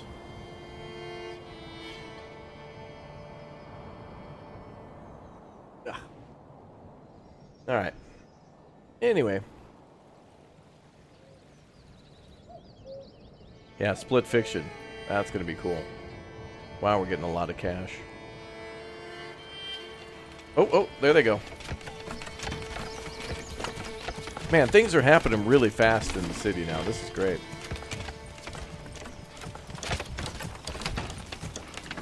Look at how pretty that is.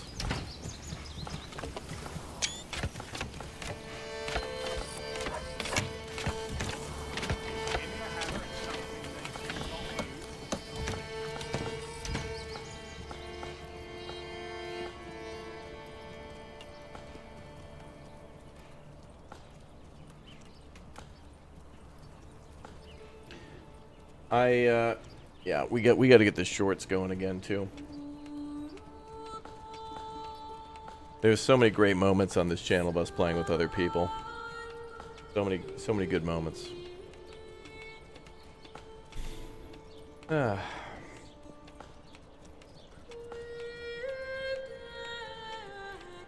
hell was that? Anyway. You love the mountain in the background? I know, dude.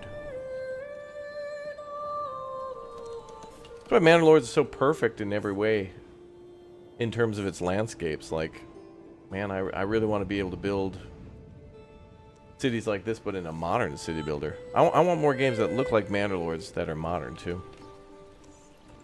Light No Fires is the one you're waiting for? Yeah, Light No Fire will be really fun. YouTube Shorts will be replaced by YouTube Capris. Well, now we can have 3-minute shorts, which in a way is actually kind of nice because a lot of our funny moments are quite long. Like I stumbled upon... the other day I was watching YouTube Shorts and I found one of... I didn't release it yet and I don't know why, but it was one of me and She-Fox playing Sea of Thieves, the Secret of Monkey Island one. And we had to go to this bar and get drunk or something like that. And I started like vomiting on everybody at the bar, and She-Fox was like, "You shouldn't do that. I'll help you if you stop vomiting." I started laughing immediately. I was like, "Why the hell? Why didn't I upload this? I don't know." I think we have so many shorts that I don't know what time to upload them, which should be just any time. Or maybe I'll have somebody else like release them. I don't know.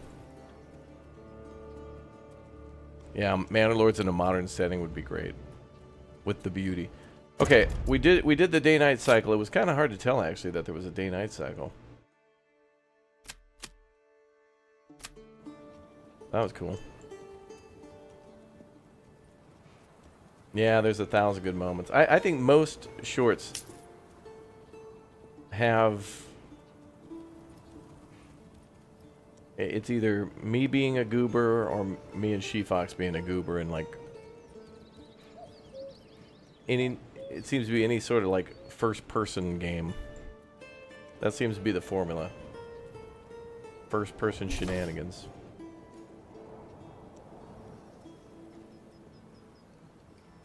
Release shorts before and after streams. Oh, I don't know. I just need somebody else to do it because I forget. I'm at the point where, like, I'm at my capacity of things that I can do. And I'll need,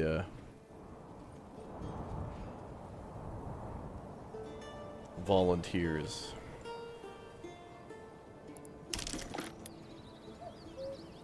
It's essentially, well, it's like with our mods in the Discord, like, you know, I just need trusted people like, you know, Indrid and Tan to, like, give them a bunch of keys and be like, all right, hey, later today when you're free, can you give these keys to the chat? And I know and I trust them that they're not going to take the keys and sell them, which would be kind of like a crime. It would be kind of a crime, and there would have to be some legal repercussions for that. Like, you gotta really have some trust with people like that, and they've got that trust.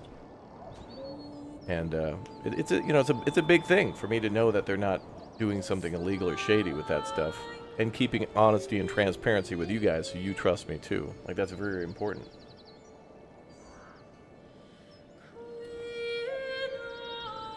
Like, I don't just say, like, guys, subscribe to the channel because I'm doing giveaways, and then they don't happen. Which, to be fair, sometimes they don't happen, and I forgot, and then that's why I had to start asking Indrid and Tan, because I honestly did forget, and that wasn't cool. But I can only do so much. So thanks to them for helping. You can trust me, YouTuber. You're the least trustworthy, Chris. Nah, I'm kidding. That'd probably be Harry. You know what you did, Harry. Okay, now's the time where I complain. Now it's time for me to complain. Yesterday, we played Out of Ore with Rick. And a day or two before, I asked everybody. And I was like, Stromby, do you want to play Out of Ore? Yeah, dude, sounds cool. I added it to my wish list. And I talked to Alex, and I talked to Harry, and I talked to Rick, and they all wanted to play Out of Ore, like a multiplayer mining game.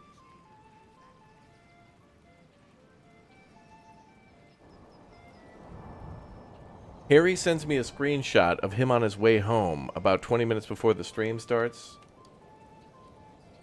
Of him in his car, and he shows me the GPS.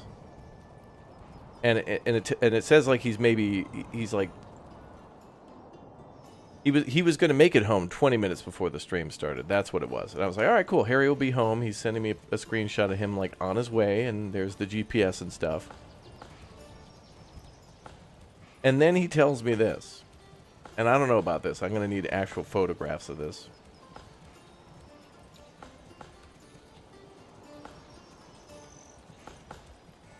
First of all, I tell him, hey, are you going to come play Out of Ore with us? And he asked me, do I have to buy it? So I tell him he's already played it with us. He owns this game. I know what's in his Steam library more than he does and what he's played. And then he asked me who else is coming along. And then he says, I'll be with you in an hour. And then I said to him, that 30 minutes ago, he told me it would be about... Oh, no, 45 minutes ago, he told me it'd be 30 minutes. Then he says, traffic, fallen down tree, he says. There's going to be a live scolding. I need to break this all down. There's going to be a live discussion about this. I mean, I can't... How big was the effing tree that it blocked a highway? What kind of tree fell down? The Erd tree? Did the... Okay. I'm not gonna...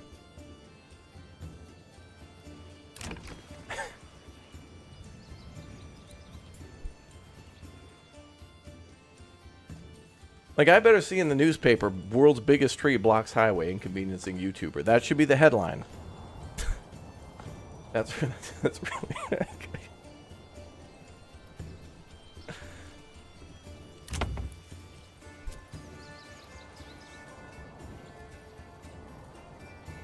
I don't know. I can't stand the... Bro, you know the thing that makes me the most mad, chat, is the yeah, no, yeah. Like, I want to do this, but I don't really want to show up, and I hope... The yeah, no, yeah is the... I hope you stop inviting me to things, is basically what it is. I don't want to tell you no, so please don't ask me. Is basically what that is.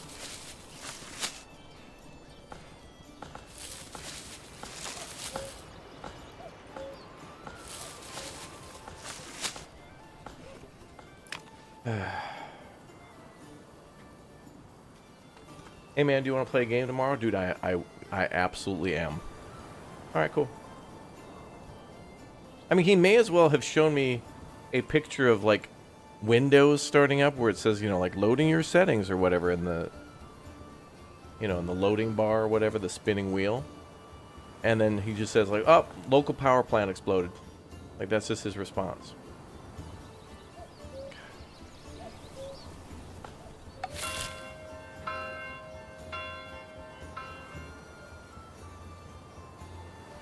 The next time he's in the chat, I want chat to just spam trees. Anyway. But my complaint is that it's not just Harry who does that. Alex does that as well. Rick does that. Stromby does that. And it's like, boys, some of you boys are in your mid-20s and mid-30s. You know, you can just say no. Don't give me the yeah, no, yeah. Even I do the yeah, no, yeah. Like about Elden Ring and stuff, but I'm not... We're talking about a game that's coming out in months, so obviously the answer is we'll have to discuss it later. It's true, the best is just to say no instead of coming up with an excuse. Well, and not only did he say yes, but then he showed me that he was on his way home, and then 21 hours ago, like, I asked for clarification. Thank you for all the sass in 2024. You're welcome. I'm just trying to get some streams together for everybody and try to respect everybody's time, including my own. And doing all of that takes away from me, like, having a lunch or going and cleaning stuff up because I got to sit here and play, like, telephone operator with everybody.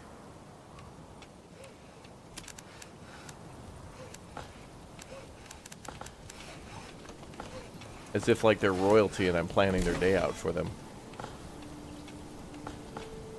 Whatever.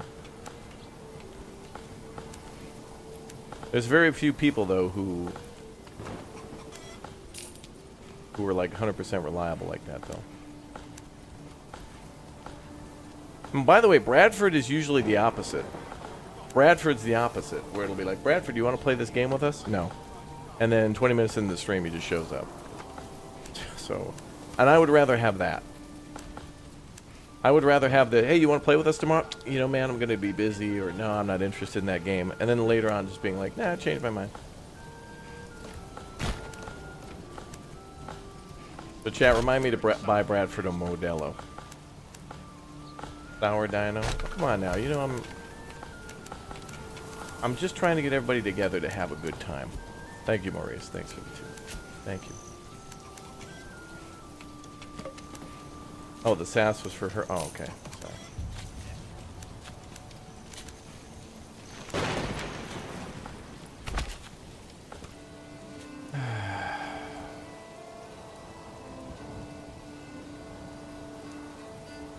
When I taught, a student sent me a picture of the blue screen on Windows when his project was due. I reverse image searched and found it on Google. When I told him this, he said, "Oh, I sent you a picture of what it looked like, not my actual computer." Wow. Yeah, the absolute effort into trying to smoke screen people hate accountability. Young people hate accountability. When you corner them with a logical, like, we need answer A or answer B, and when they can't, like, create a dirt road around that, when it's either exit left or exit right, and they try to create a path and there's a roadblock there, they will explode.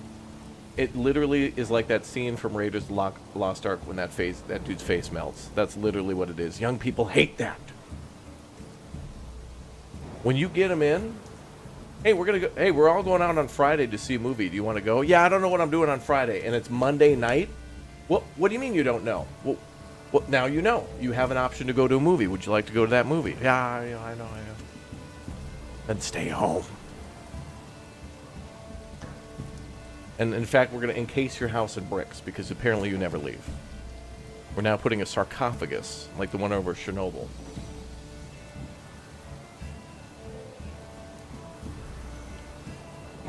Yeah, young people hate that accountability. It's not even accountability. It's just like a straight answer. Like you're on a flight. Would you like the chicken or the vegetarian option? Yeah, I'd actually prefer I'd like a pot. Could we land real quick? And I'd like to harvest the wheat myself. Could we just pull over real quick? Let me roll the window down and see if it's safe to land. No! You have two options. Or the third one is throw your ass out the flight.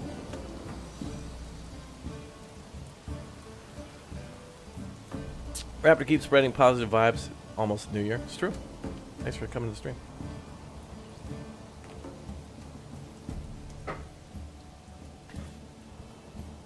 I'm not even mad. I'm just passionate. But it is kind of exhausting to... It's like cleaning up toys after a child sometimes with these guys.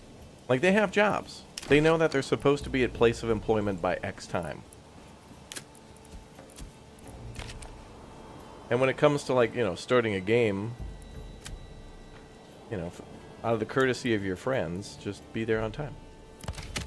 Or know that you could show up late and just be like, yeah, I'll be there 10 minutes late. It's fine. What's the worst travel experience you had? One word, France. Maybe get some new friends. All right, friendship tryouts start now. Well, you know what's really nice is when people just want to play a game. Like Gabriella and She-Fox in the chat are like, yeah, we'll play Elden Ring with you. That's nice. Thank you. That's very nice. I hope that happens more often.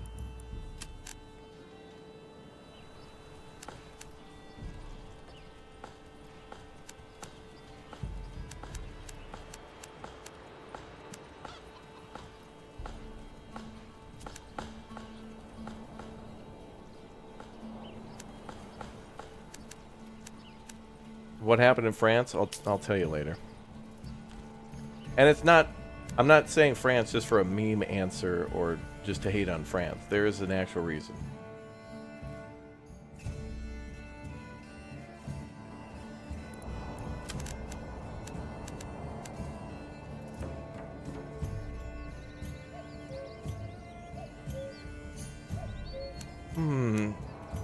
Have you rode in the hella fast trains overseas anywhere? Yeah, I've been on the Shinkansen a few times. The Japanese bullet train. Yeah. That thing does like 280 kilometers or something like that. That's crazy.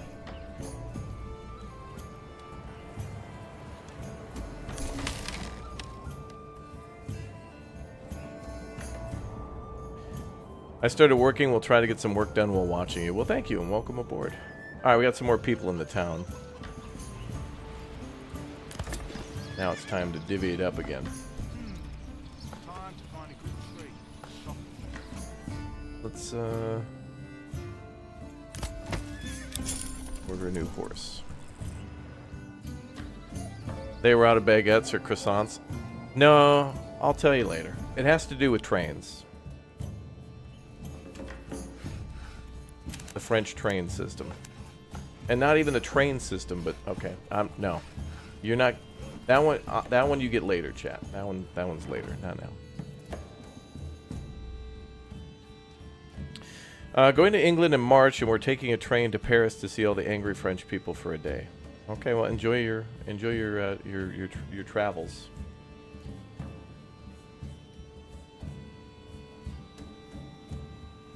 Raptor's not allowed to go back to France. I was in Paris for like an hour. And it was actually, I took some pictures. I got Instagram pictures of me in Paris. Well, it was me like taking pictures of architecture as usual. It's either, Chad, I only take pictures of beautiful things. So you'll only see pictures of buildings and bridges, you know, trains and planes, food, and myself. Only beautiful things are allowed on the Instagram, okay? Only beauty found at exclamation point Instagram. What the hell? Bandit camp? Where? Where is it? Oh, there, okay. Alright, send out the troops.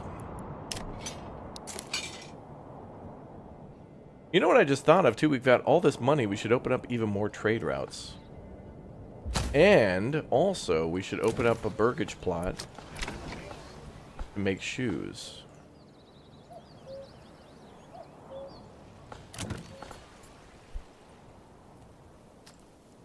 Mama...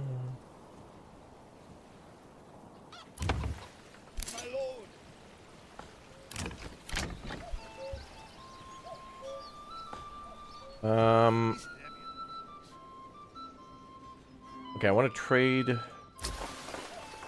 I want to make. We should have a ton of leather so I can make some shoes. We have 41, good. And I'll put another person working at the trade depot. We've been making a lot of money just off of selling planks and fish. Well, you guys don't have to run. Just walk.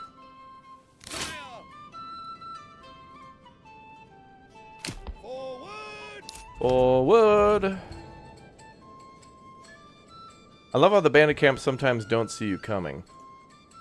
Yeah, and then other times, like, I'm literally standing in their camp and they, like, don't react. And I just start stabbing them. It's kind of like in Manor Lords when you, like, walk up on a camp and they... Sometimes you can kill a couple people before they notice. The crust received a major update on December 28th and 2 hotfixes yesterday. Really? The crust? Let me put that on the list.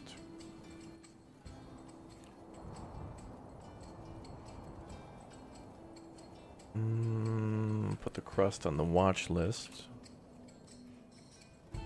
Yeah. How to spot a bandit camp? Oh, they look like this. It's a little symbol with a tent.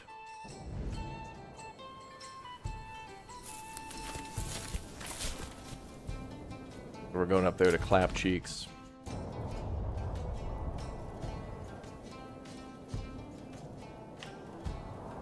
The city is really growing well.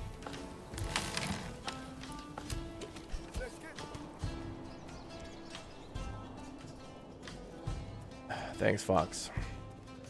Thank you. You think Manor Lords needs a fog of war?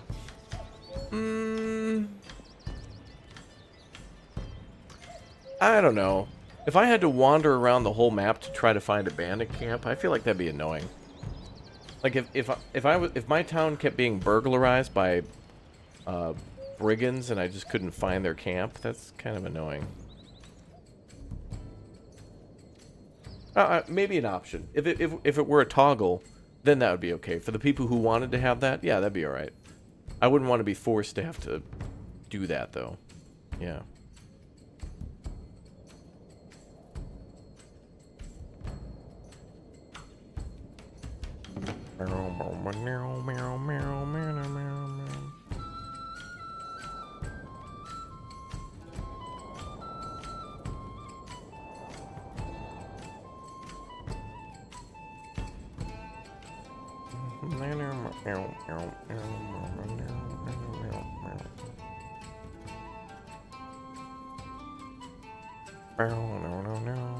There's a sort of fog of war in the forest. Oh, that is true. Yeah, that is true.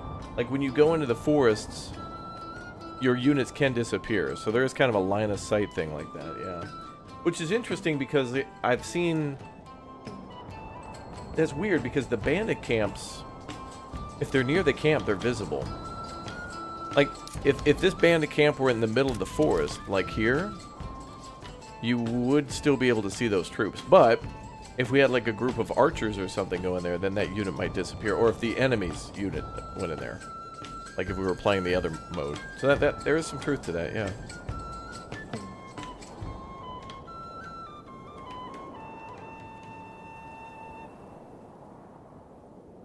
Oh, there's no ladies at those bandit camps. The ladies are actually out doing something useful, probably.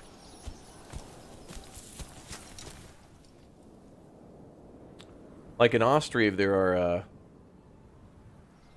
the ladies take certain roles and the fellas take certain roles. Like the dudes will go be loggers and the ladies will go pick and dry thatch, and they'll work at the markets.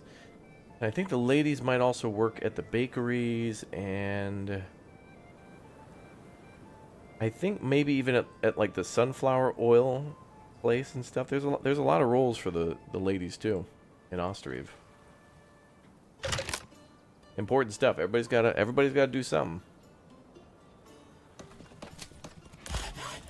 Storage full at the saw pit. Seems fine to me.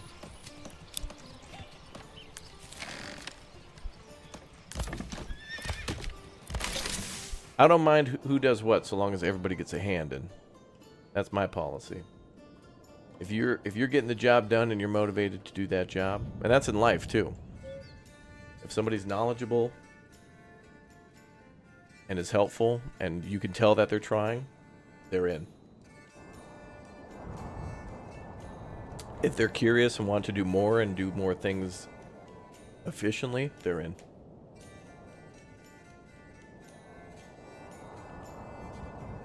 Oh, maybe not an exact location, but like a radius. Oh, that'd be fine too, yeah. Like if instead of it showing the tent, it just showed like a large circle, yeah. But then I feel like if you at least got close to it, then it would just pop up. But yeah, there'd be a little bit of kind of like unknownness to it, yeah. 100%.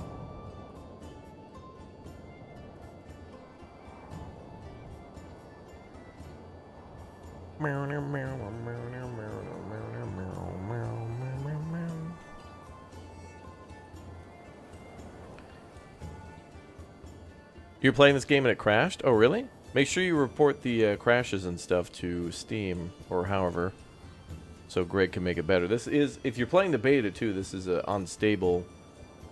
It doesn't say unstable, but it's not complete, so.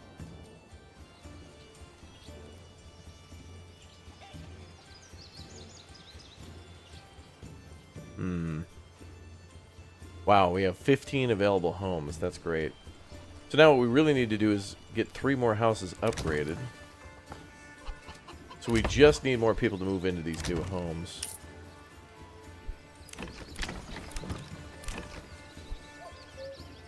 Which nobody's there, but we should build that tavern too. That'll be needed eventually. And I'm going to build it here because I'm trying to bypass the shenanigans with the ale.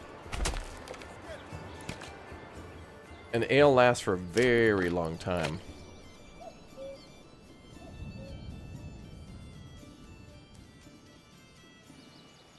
Thy helmet is nigh a chair. Thouest helmet.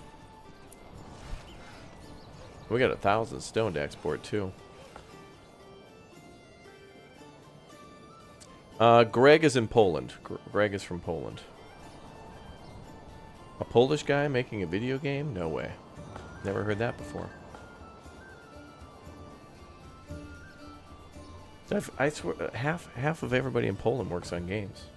I'm a truck driver and I'm also making an open world RPG. Okay, that's cool.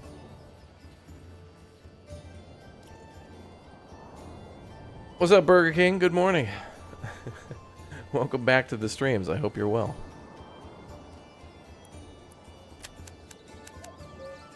A delight to have you here.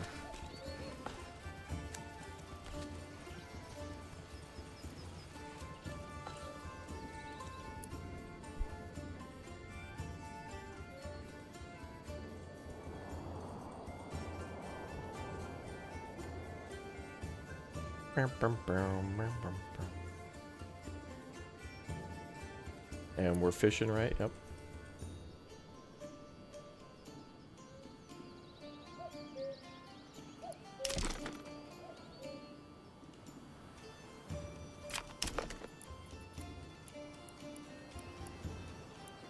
Let's see.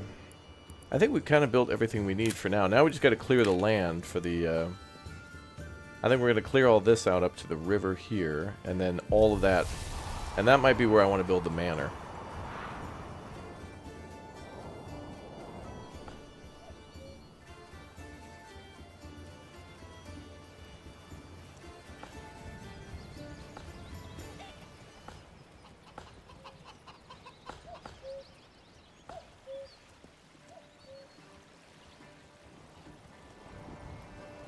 Happiness is pretty good. Yeah, autumn colors sure are pretty. Actually, let's stop cutting these down and go over here.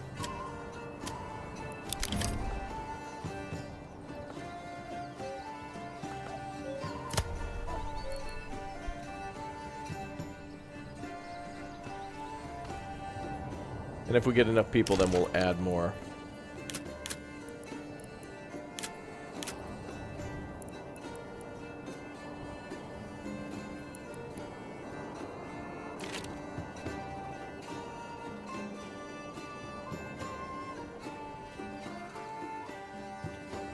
You're doing well this week. You got work off, so you're straight chilling.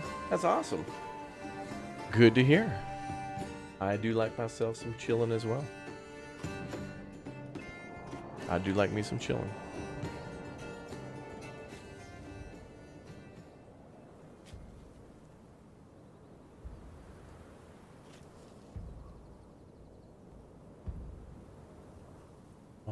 Why the music? Oh, I know why. I was wondering why the music changed. I was looking for fire in the city, but it's because of this. Ooh, they saw me. My liege! Units, stay still!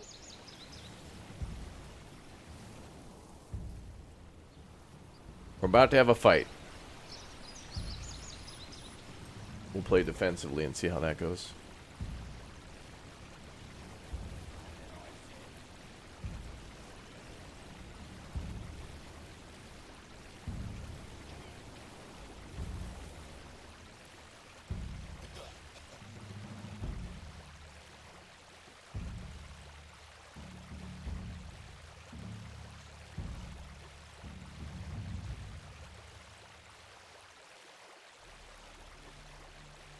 Almost ready.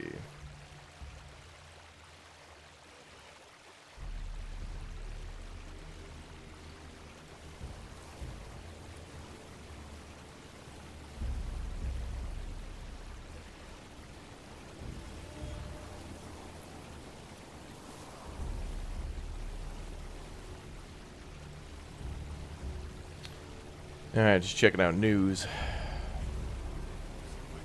Yeah, 18 on 18, but I think we'll win because we have shields and they don't. And also, what I've noticed too is if you haven't seen this before, if you go to hire mercenaries in the game, and you ever get like outlaws or thugs or whatever, they're so lawless and maybe unintelligent that they don't stand in a straight line. They can only stand in like this weird staggered pattern. They don't really have organization to them. What's the best weapon for militia? I usually just give our militia spears, and then I also could do archers too, but yeah, I think like a spear / shield wall, archers, and then your retinue are usually enough to take care of most stuff at the moment.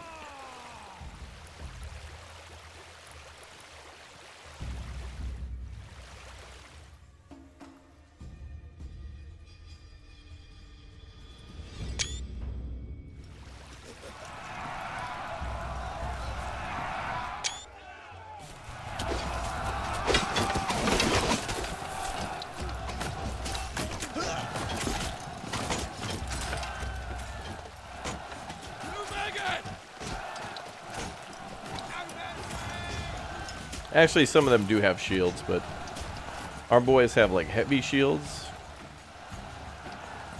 so they're much better to just stand the ground.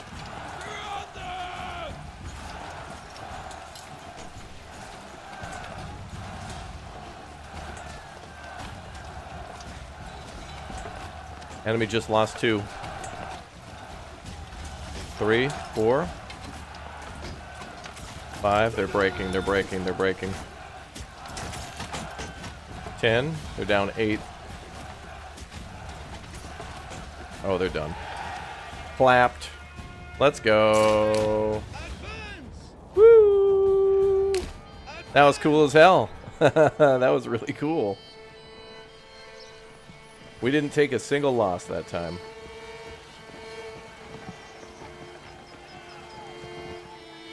Awesome. Well done. You know, honestly, the bandit mode in this game is quite fun. You don't get the massive, you know, armies of Lord of the Rings fighting each other, but it's still cool.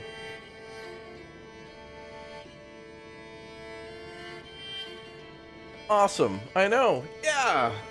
I'm happy. Take their stuff. I know. So, one thing in this game to consider is, if the enemy dies, you can't take their stuff, and if your troops die, you can't pick up stuff that's broken. And I think there should be a game mechanic where you can like pick up damaged equipment and then maybe repair it. Like, let's say there's a percentage. Like, if you were to kill 10 enemies and they all drop their equipment, I feel like maybe 60% of the stuff, six things, should be like completely broken, like unusable, unrepairable. Then you should be able to pick up 4 of them and they're damaged, and then you should be able to bring them to the blacksmith and repair them. So that way, without additional iron or having to import any of that stuff. You could just repair what already exists. When do you suggest being able to fight against the brigands? You could do it right away. Like if you get 20, when you build 5 Burgage plots, if you have it turned on, you get the supply from the king or whatever. And with 20, you can pretty much well stand your ground against them. I mean, I was able to clear most of this map after destroying 1 bandit camp. You can go here to hire mercenaries, and if you destroy 1 bandit camp, you get some cash for it, and then you could start hiring some other people to help you clear the map. And that works pretty well. That's nice. Easy indeed. Easy clap.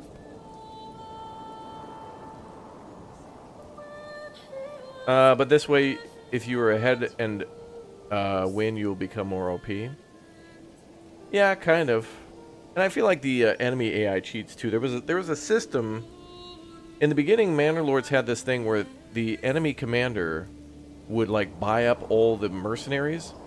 So when it would come time to fight, this dude would own all the mercenaries. So you would just basically get bought out, like it was an economic thing. Like the enemy army, the Baron, whatever his name is, would buy all these armies. So it was basically you, your militia, and your retinue versus this dude's, like, you know, mini armies. And it is possible to beat them if you have enough manors and if you have enough retinue at each of the different regions. But you would have had to have controlled the map, to which by year 3 or 4, he already controls a majority of the map. And it's really hard to get enough prestige, or what do they call it? Influence to get that, yeah.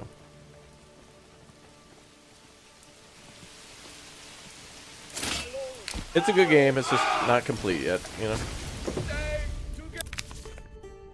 Let's bring that in the treasury. Well, once we build our manor, we'll immediately be able to get a ton of retinue. We'll be able to get a retinue and then upgrade everybody. So our retinue will be more for like bandit patrol. It'll be like our elite strike team. So that will be opravdu dobre. Mikit bro. Très bien. Everything will be très bien, mon ami.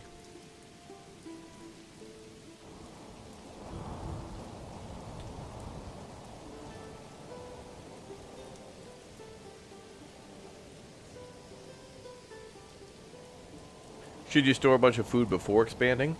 Yeah, because when you expand, you can build a... When you control a new region, when you go to build a settler's camp in it, I think, well, one, it costs 250 treasury to be able to do that, so we need gold up here.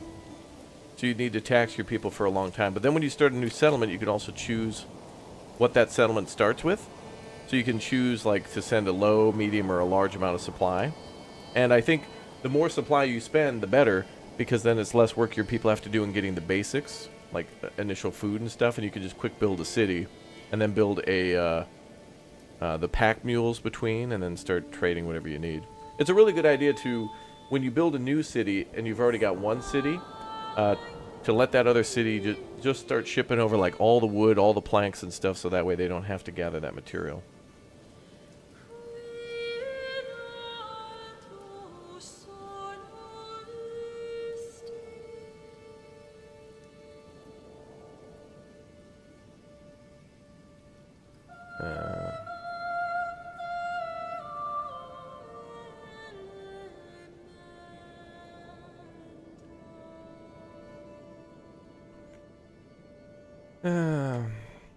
Is there a big gap of strength between militia and retinue? Yes. If 20 retinue and 20 militia fought, retinue would absolutely win. But on the other hand, if you had militia with art, like with bow and arrow, and you played them strategically, you could possibly at least weaken the enemy retinue by running away and continuing to kind of like kite them in. So if the enemy had 20 retinue, you might be able to weaken them down to like 14 or something like that, and then send in your retinue. A lot of this is about damage reduction. Like in you know, military terms, you're going to take losses. It's war. Both sides always do. But there are ways where you can use the you know, bridges and the elevation to your advantage.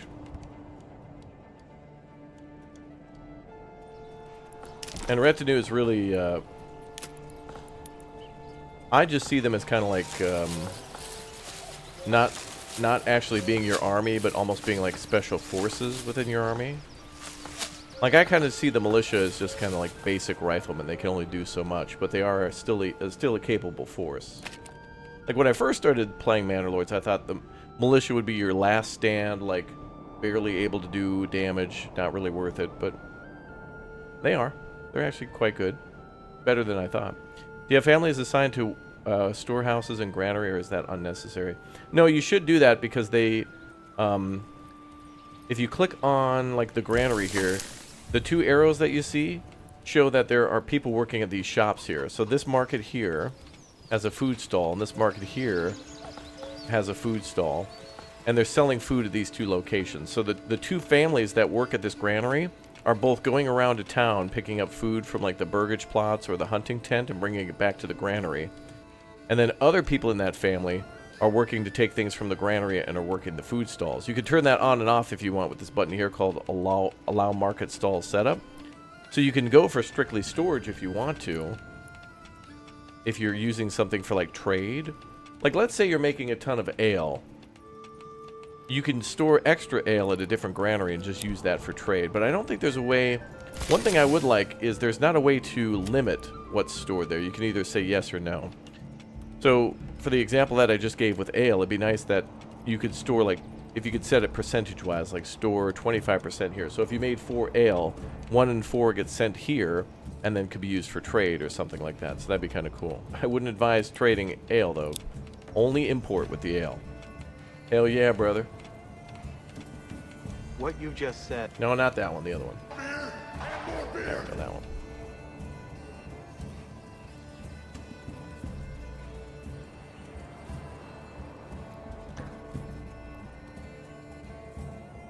Retinue is such a funny word.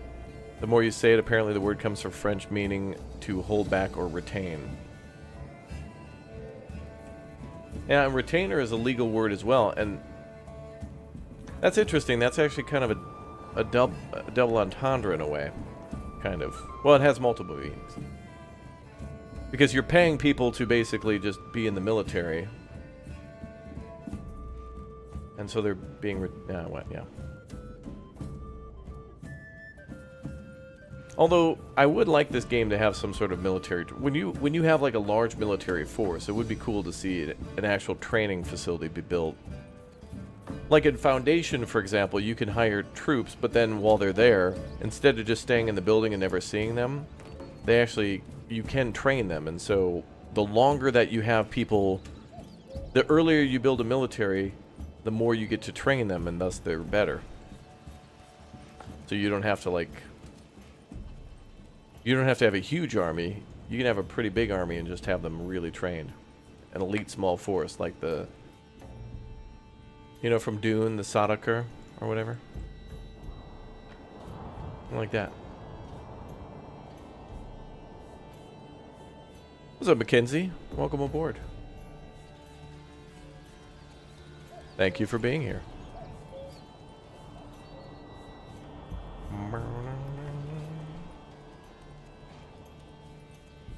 Militia gains more morale through experience, right? I don't know how that works.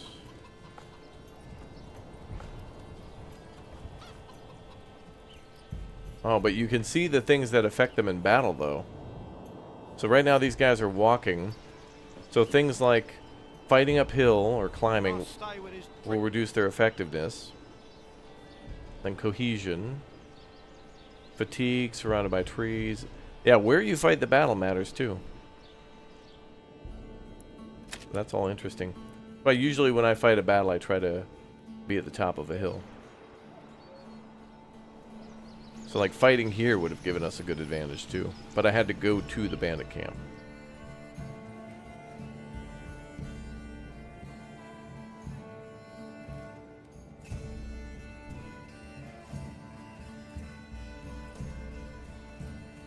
You don't understand the cohesion parameter? Let's see if it says what that means.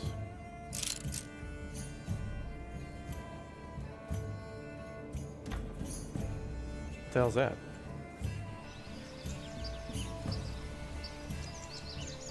Are you kidding me, bro? What? Why the hell is one of our traders going all that way to trade? That might not be our guy. That might be just the trade guy who comes through. I hope it's not one of our guys.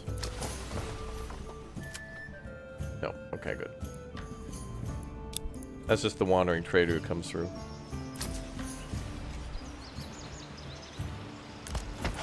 Alright, what do we got? 4 oxen, 2 horses. No, 3, yeah. Alright, give me another ox.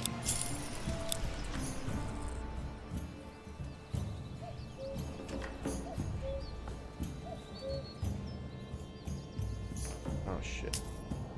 Wait.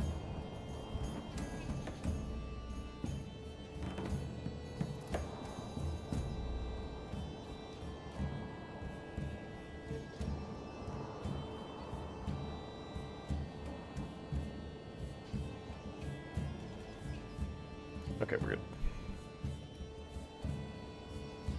Is fishing affected during the different seasons? Yes. In winter, the pond will freeze over. But you can get a skill to make it so you can fish during the winter. Yeah, he needs to get his steps in. That's right. That's right.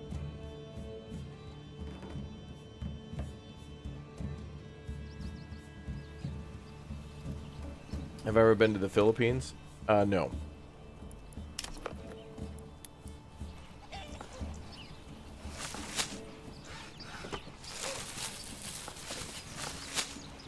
on, laddie, come on.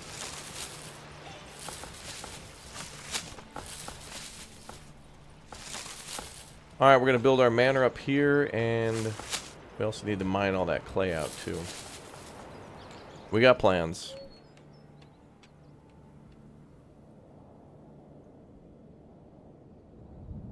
Yeah, there's a lot of stuff that's, like, incomplete or locked in early access, but that's fine, like...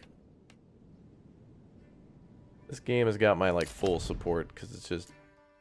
It's fun. I like fun games, Chad. I don't know about you, but I like having a good time. Alright, something that might happen shortly is we could be raided, which means that 2 off-map armies could attack us. So I think what we'll be able to do is just rent some troops. And we'll be aight. Do you ever dream that you're streaming and being asked questions by chat? No, I've never had a dream about streaming. No, I don't think I have.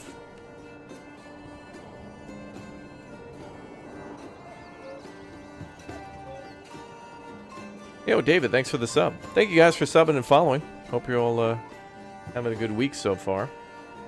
I feel like a lot of people are still on vacation from Christmas. It was like right in the middle of the week.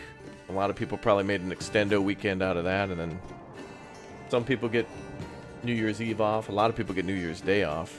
And that's on a Wednesday too, so you may as well take that Thursday, Friday off as well.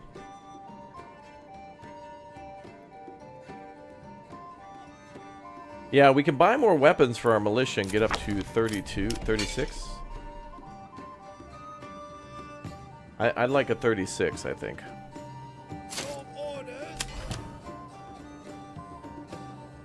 If you did have a dream about streaming, would it be multiplayer?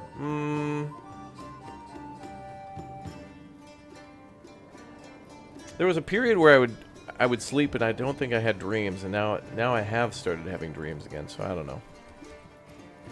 I don't know how all that works. Not sure. Thank you very much for the 5 gifted memberships. Appreciate it, dude.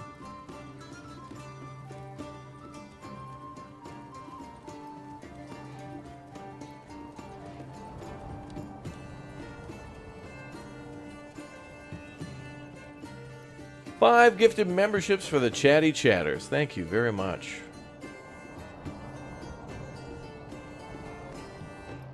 Next thing we'll do too is upgrade the church. We'll need that clay though.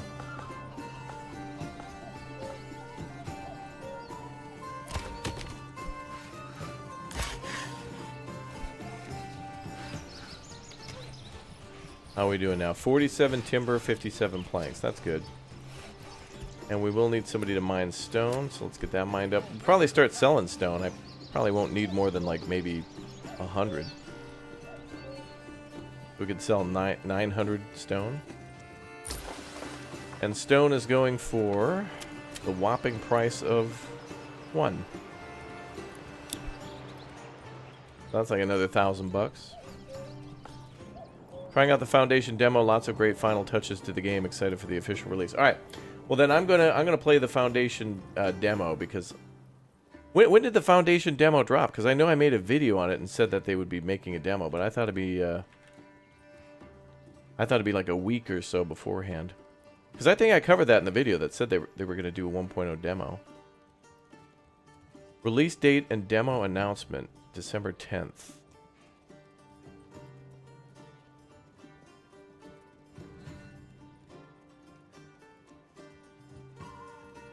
Oh, Foundation demo out now, December 10th.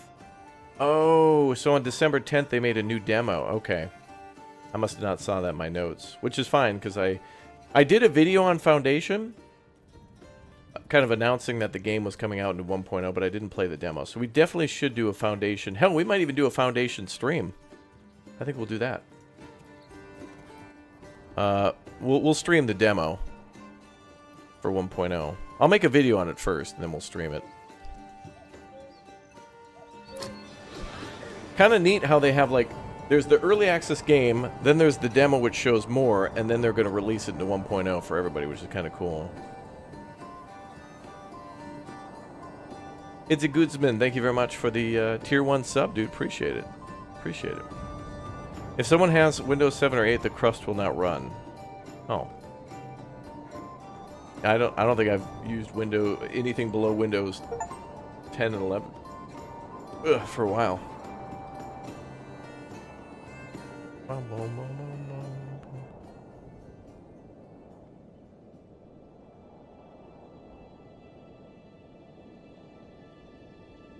The release for Foundation is January 31st. The release for Manor Lords is kind of unknown. The release for this beta of Manor Lords is unknown. But Manor Lords came out April 2024. That was cool.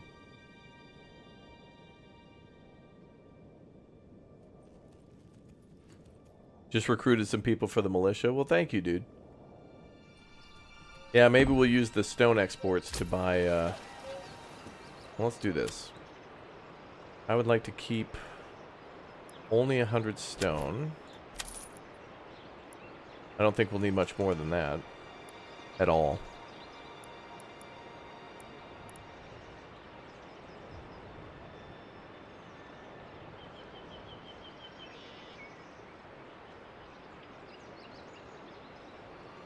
This is a nice way to prevent bottlenecking too. Like if you buy a if you establish a trade route for a minor trade, you're basically hiring somebody else not from your city to come and pick up stuff for you. So that could really prevent bottlenecks. So if you've got people working at the trading post and you're trading a lot of stuff, it looks like you'll be able to trade more things from people who will work outside the city, which is cool. That's not even a thing yet.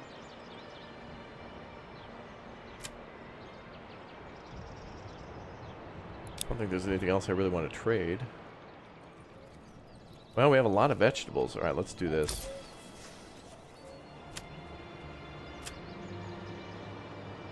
Well, the only major trade is sausages. Okay. I'll just put everything on export and set it to 30. Anything over 30 we won't need.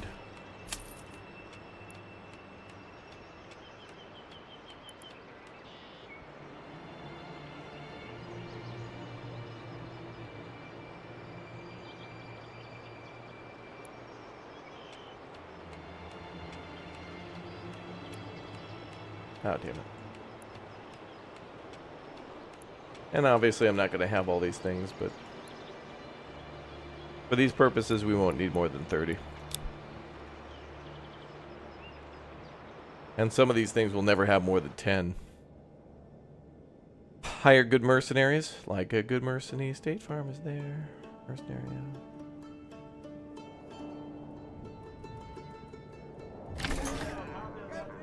Yeah, that's true. If you're trying to play games in 2025 almost now, yeah, you should definitely have a modern operating system because a lot of things are just not going to be supported anymore. I mean, you certainly could have what do they call that? Virtual. You could have like a virtual console, is that called or whatever? Like where you can have Windows 10, but you can run Windows like I don't know, Windows XP or something on your modern PC. You could definitely run multiple operating systems. In other words, you could fire up your computer, fire up Windows XP within that operating system, and then like play SimCity 4 on Windows XP on your Windows 10 PC. That's the thing. This needs to be on PS5. I think this game will be on console, and it'll probably be after like 1.0 release. Like I think the demand for this to be on console will be so great that Greg could eventually do that. And I've heard that they're working on like controller support and stuff, and I feel like that's a helpful thing to make developer. Yes, virtual machine. Thank you. That's what I meant. But yeah, I think once controller support comes to a lot of games, it's a pretty higher chance that it could be on consoles too. How would you even control this game, though? Oh, with a controller? Well, from what I've heard, Greg, for a lot of the... whenever you see videos on this game that are official, like of beautiful little... like when they show screenshots like this or something, like these smooth rotations and stuff, they're actually using a controller to do that, to control the speed of the camera. Now, there's scripting and stuff too, but I got a message from Greg once that I had this funny thing happen where I had an Xbox controller plugged in while I was playing Manor Lords, and I bumped the controller or something, and it threw off the camera. So it doesn't work now, but there must be like a dev mode or something that Greg can go into to basically do beautiful like panning shots. Like he must have the ability to like zoom out further and zoom in further and stuff for making the game that just looks cool.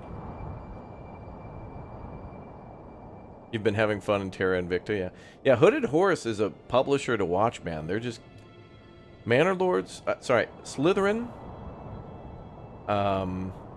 Hooded Horse, and Microprose are like 3 publishers that are like, damn, what are you guys doing? What's going on over there? Like, they're really making some cool stuff. Or, you know, like, they're teaming up with people who are making some really cool games. And I met, when I was at Digital Dragons in Poland in May, I met some of the people working on a game called Against the Storm. The one where it's like raining all the time and stuff. And that like they won an award for like their music and sound design and stuff too, so congrats to them back in May, but...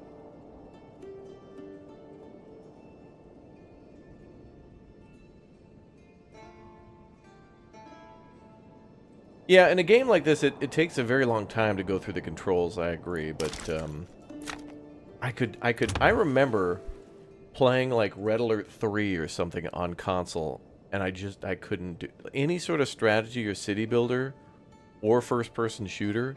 I want to play with a mouse and keyboard, 100%. But if it's any sort of driving game, like if there's any sort of driving, I want to use a controller. So like when we played Star Trucker, or when I drive vehicles in a game, for the most part, I want to use a controller. 100%. Yeah. Like, much smoother. You know, like, if you're using a game where there's, like, an excavator or something, you want the digging mechanics to be, like, all nice and smooth. And with a keyboard, it's either, you know, it's 1 or 0. It's either on or off. Like, as I'm panning the camera, it's either 100% speed to the right or to the left. And when you go into the cinematic mode... you can kind of tap the button, but you can kind of still tell, like, it's not as smooth.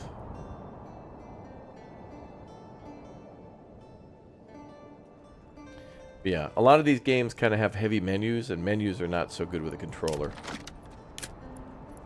Like Manor Lords, to build a well, it's like 3 clicks. You go down to construction, and then, well, if you weren't on the residential tab, you'd have to go there, and then the well. But yeah.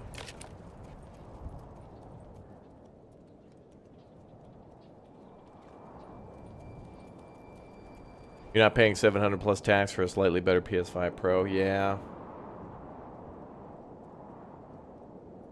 I got you.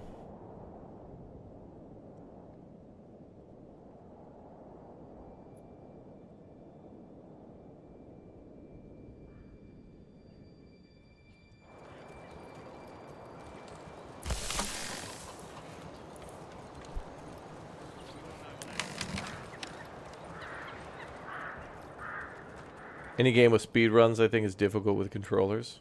Maybe. I know a lot of people play Mario, what is it, Mario 64 with controller.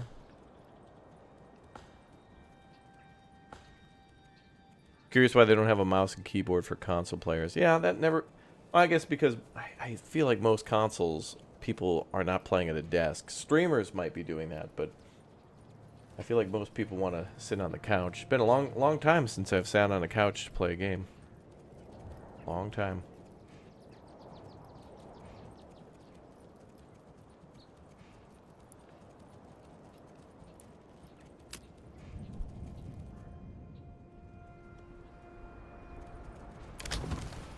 What's that? Oh yeah, tab to see who's living where. But nobody's living in the new part of town yet. But it looks like all these houses have finally filled up, except for one.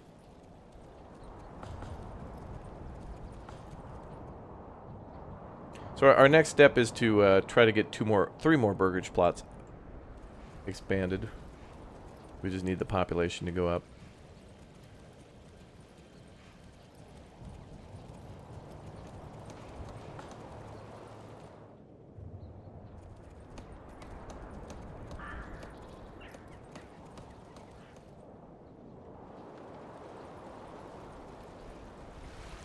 Tucker hat, brother, yeah. Tucker hat, yeah, brother, yeah. Okay, we're gonna build our manor up there. It's gonna look all nice.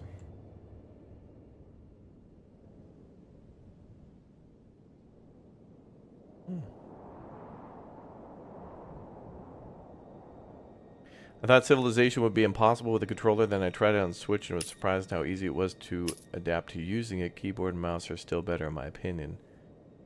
Yeah, I could see Civ being a little easier with a controller, especially because that's turn-based.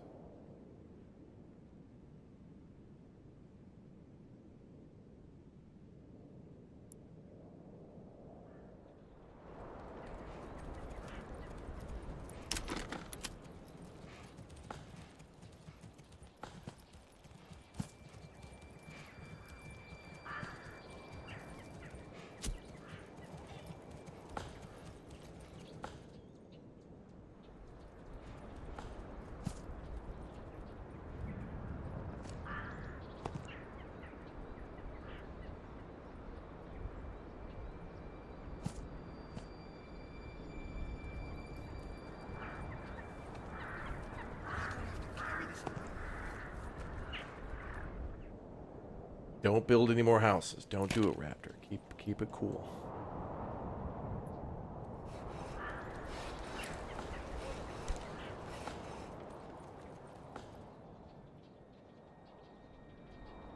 You used to play Civ 2 on a PlayStation 1? Jeez.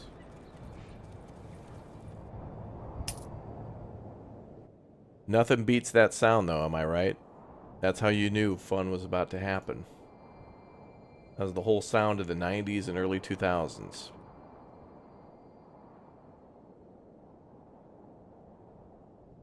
You just got home from the Pizza Hut, and you got your Pizza Hut PlayStation demo disc, and you fire this up? Oh, yeah. Mm-hmm.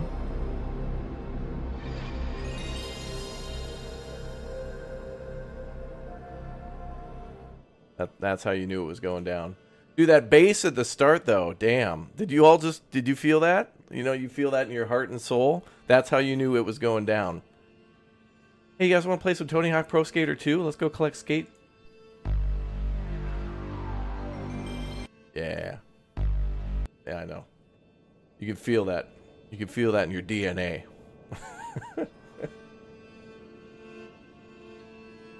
What's your blood type? PS1? Oh, okay. I'm crying, yeah.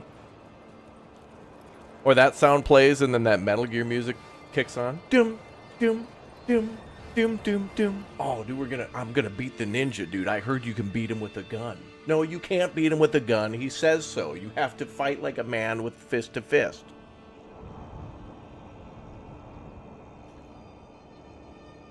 PlayStation's 2 is pretty good, but just it's not as good. I think of all the startup screens, PS1's it's not even like music. It's kind of just a sound. It's that deep bass and then the ching ching ching, and then that's it. Oh, and then that weird cymbal noise, that shoo. I don't know. There's no way to explain it, dude, but startup sounds are so important. We don't really get that anymore. I can't even remember, like, you remember like when Windows would have startup sounds when it was ready? But I don't think we get that anymore. Is there? I can't even tell you if there is a. Do we have like a Windows 10 or 11? Is there a sound when your PC starts up? Like when it's ready? Is there one for XP? Oh, there must be. I see it here. Hold on. Windows XP startup sound.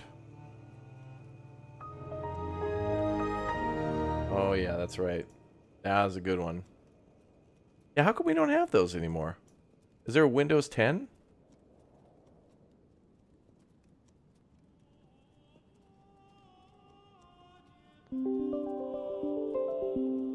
Bro, no, that just sounds like 19 errors.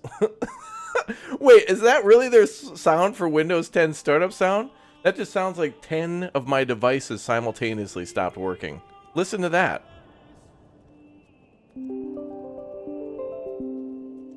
That's horrible. Because that's the same as this.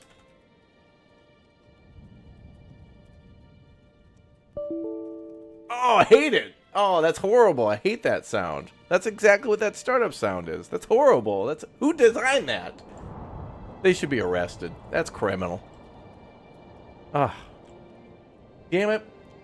The sound of good games was the Windows XP startup and PS1. And PS2 was probably good too. Oh, what about Windows 11? Oh, you're right. Oh, that was Windows 10. What about Windows 11?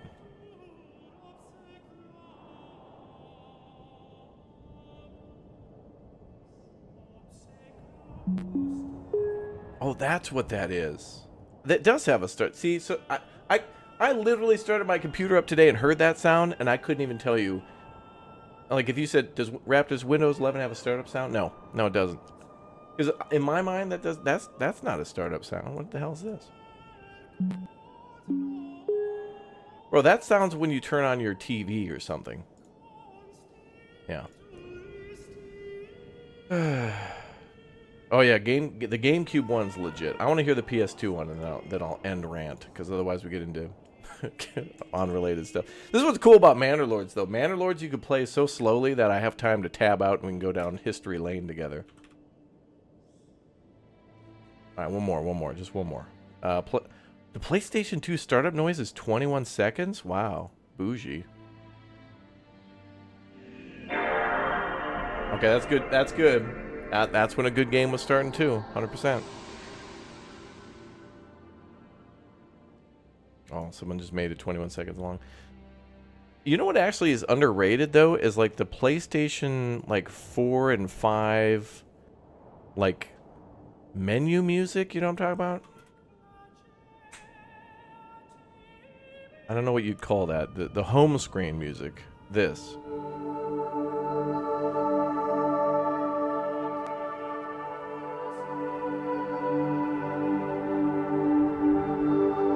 That's kind of nice. Alright, enough. PS2 nostalgia, 2005 now. Yeah, could you imagine if we had the internet? Man, if we had internet connection speeds like we do now, but in the PS1... Dude, wouldn't it have been cool as hell to, like, watch, like, a Metal Gear 2 stream? A lot of these games we all had to experience in isolation. Like, there was no way to share those experiences with anybody else at the time of those games' releases. Like Like Metal Gear Solid 3 even. Like if you wanted to know how to find all the secrets in that game, you either had to look it up. It was in written word. It was either you'd go on like Game Facts or Game FAQs and like look for, you know, like where the crocodile head was or something in Metal Gear Solid 3, or you had to like go and get a book, like from the library or something.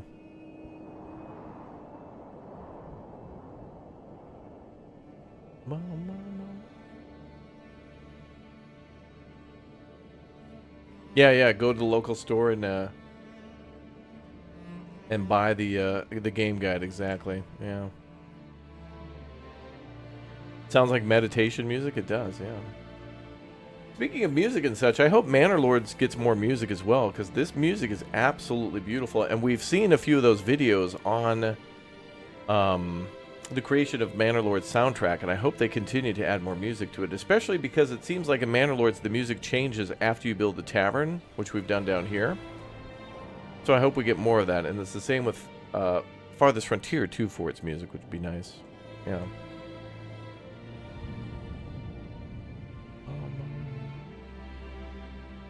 Let's go ahead and take the trash out on that one.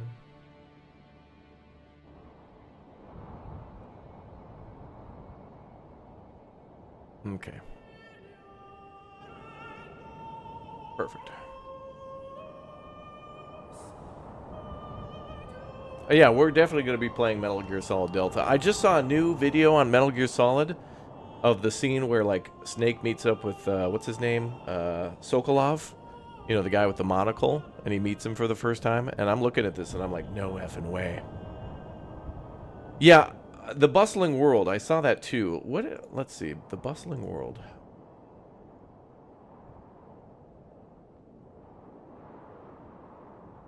So a few people are starting to mention the Bustling World, and I've had that on my wish list. And yeah, there's no info on that game yet.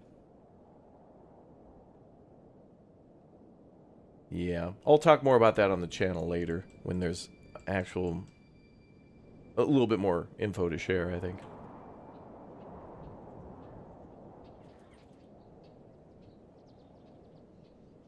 Yeah. Okay, so we've got our stone being cut and delivered. We're selling the stone too. Money is not a problem. We're also selling eggs and meat and all that other stuff too. Wait a minute, we shouldn't be selling meat. Wait, why are we selling eggs and meat? We don't even have enough. What the hell?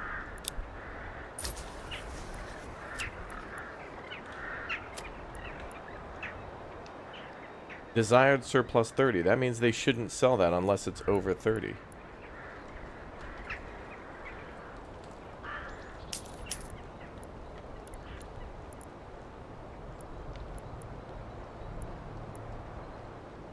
We should be selling fish, but nothing else should be sold. And the vegetables.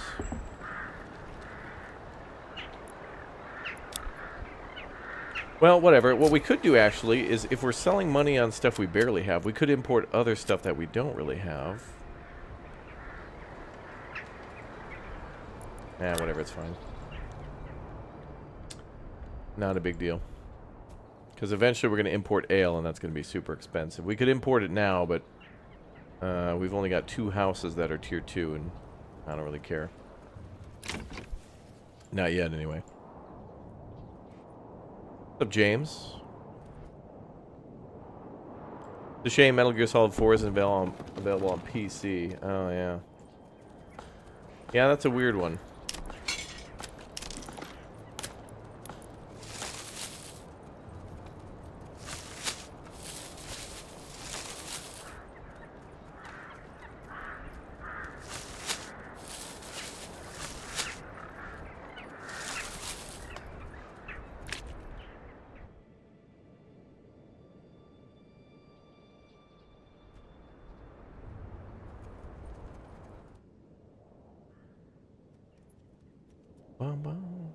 What else is full? Oh, the log storage. Okay. We got 50 planks. We better start saving planks, actually. Now we'll need that for the manor. So let's sell over 150 on that. And I might even build a secondary plank builder, because that manor, when we build a wall around that, that takes a lot of planks.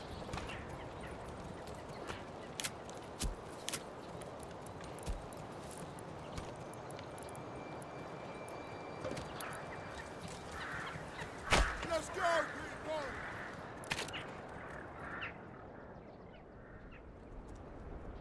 people! Do you upgrade your hitching post to stables? Yep, I've done that a few times. There's one here. Stables are cool. It can hold 2 animals with 1. Yo, David, thank you very much for the gift bomb for chat. Thank you. Thanks, guys, for all the gift bombs. It's been a crazy month, too, of people just dropping gift bombs everywhere. And Twitch even is doing like a 5+1 thing where if somebody drops every 5 gifted subs, Valorant will drop like another gift sub on top of that. So that's cool. So thanks to everybody and their support. Yes. Very nice.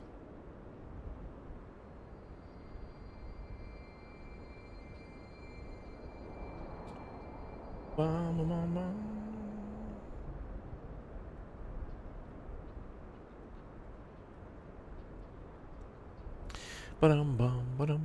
top of the screen shows surplus, not total. Well, yeah, you can switch between these two. But I think it shows a total for planks, no matter what, because we're not building anything with planks. So it should be 55, yeah, at both.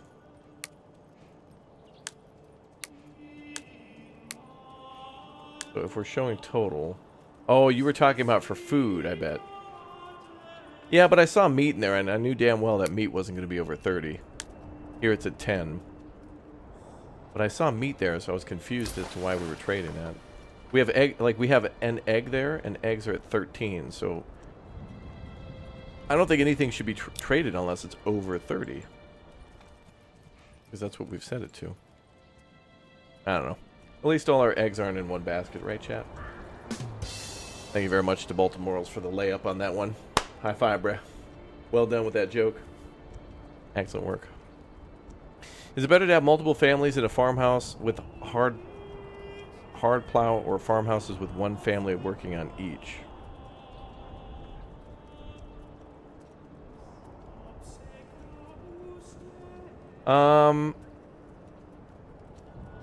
So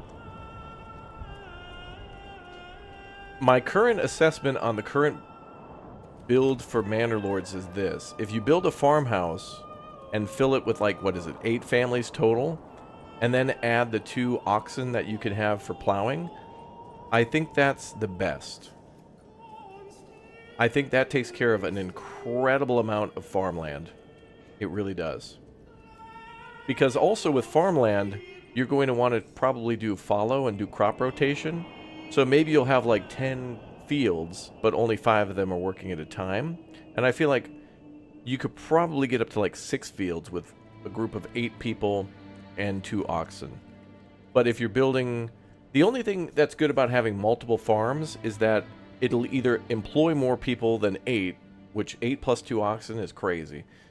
That's a lot of labor going to farming. But the farmhouse has a limited capacity for its grain, and I've done some big harvests where I think the farmhouse holds things in the thousands, but the harvests are like a couple hundred, which makes a couple hundred things of bread, which is quite a bit for a year. Yeah. Could it be that they start selling once they have stored the surplus locally? But I feel like it should follow the rule that I've set. Like, I don't want the game coming up with a back-end calculation. I want the game to do what I tell it, which is basically trade anything over 30. Like here, for stone, don't sell any stone until we've stored 100. So right now we have 100 and... Oh, this says surplus too.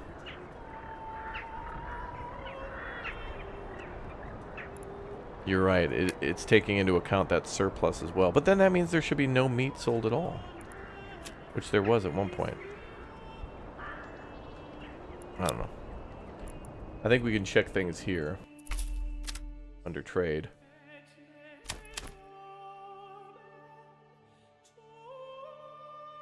Wait, I swear I saw meat for sale in that trade post.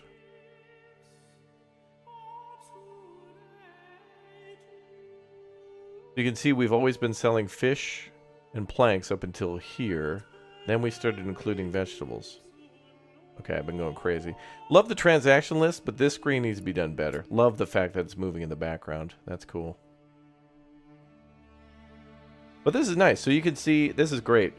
Of all time, we've made 1,213 from exports. And from vegetables alone, we've made 46, which is actually pretty, that's pretty good. That's enough to buy 2 oxen. I mean, that's really good.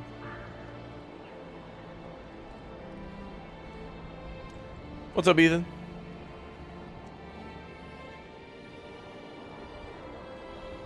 I feel like there's too many questions in this game on how the economy works. Like, there really should just be... There's a lot of, like, weird mysticism. Like, I feel like in order for me to trade something, I need to, like, you know, take a bunch of incense, and then I need to light it and do this weird pattern, and then blow into the wind or something. It's like, all of this should just work. There's too... Manor Lords gives me too many questions on how things are working. Austrian and Farthest Frontier are a little more straightforward.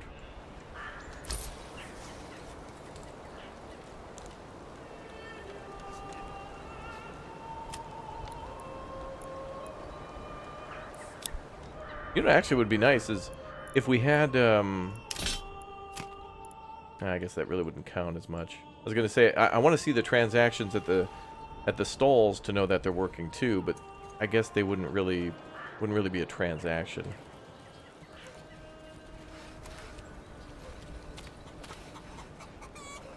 Not the way that I'm thinking.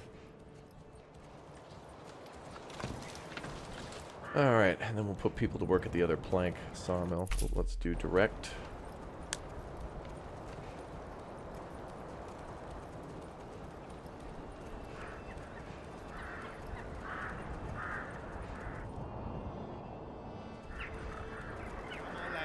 Yeah, the economy of Manor Lords works like how the economy in City Skylines 2, when it first kind of dropped, where it was like, how the hell, like you would look at the numbers and you'd be like, none of these numbers add up, like, you know.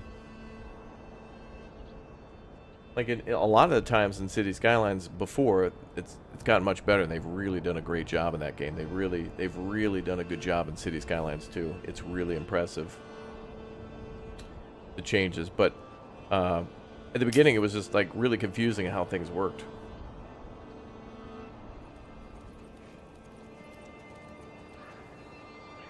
Maybe the meat was just being stored because you set up potential trade, but was moved out again. Oh, you're right.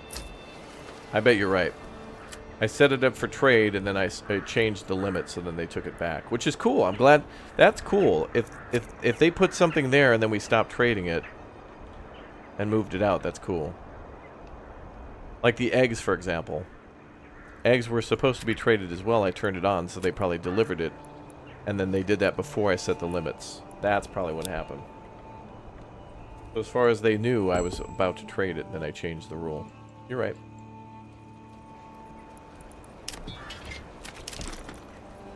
That could be.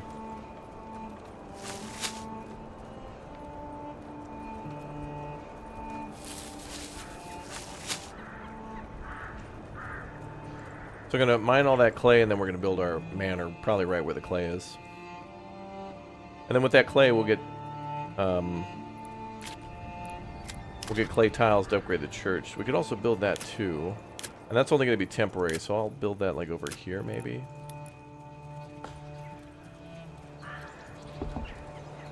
And then eventually I'll change this clay furnace to a... Maybe we'll change this to a blacksmith shop and just import iron slabs, because we have so much money. And then I'll just make tools out of it. And then we could sell some of the tools, make some extra cash from tools, and then, yeah.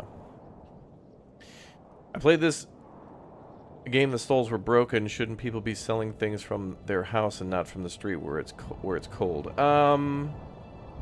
Well, I think most things were traditionally done through markets, and not from going to house, because a market is kind of like a local gathering area, and most markets were around the churches because people would, that's where a lot of people would gather and go to from their home. So on their way back from the church, they would buy goods and whatnot for the week or for the next few days. Don't be shy, good sirs and ladies. That's why a lot of the times in Europe you'll see churches with like a large square around them and marketplaces.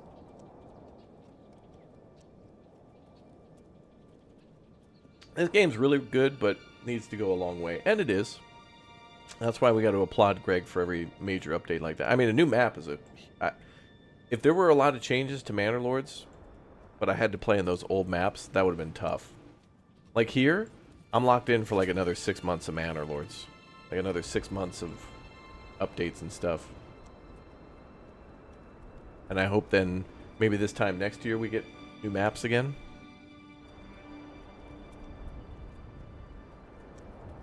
So that'll be cool.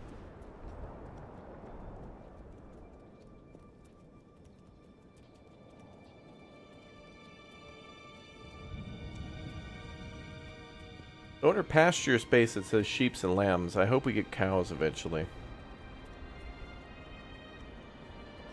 You know what would also be nice too? Is under livestock, if it also told you how many houses you had producing, you know, leather and meat from the goats, the pigs for the meat, and then chickens too for eggs. And also chickens should provide a passive meat income, like yearly or something. Like every 12 months you get one meat. But eggs are like more common. Yeah, markets are so you can have everything in one place, true, yeah.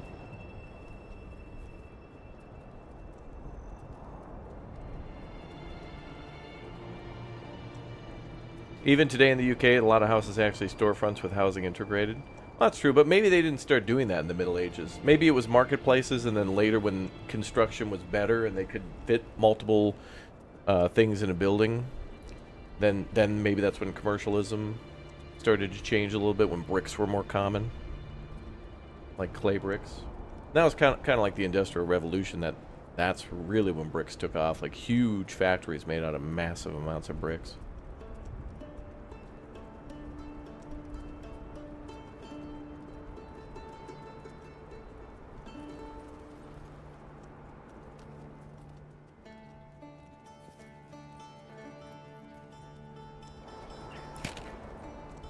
Who knows? I would really love to see a game like Manor Lords where you are building like an industrial revolution type town where, you know, there's like a rail yard near the town and you got to build like a little coal mining town or something like that. Would be nice. Would.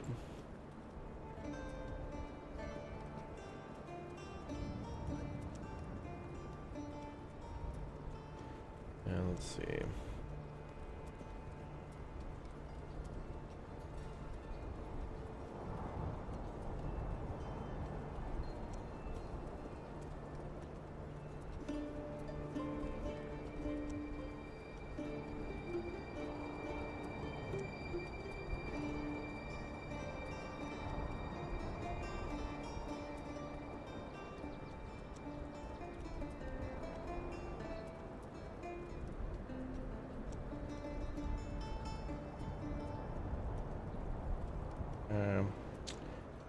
Okay. Oh boy.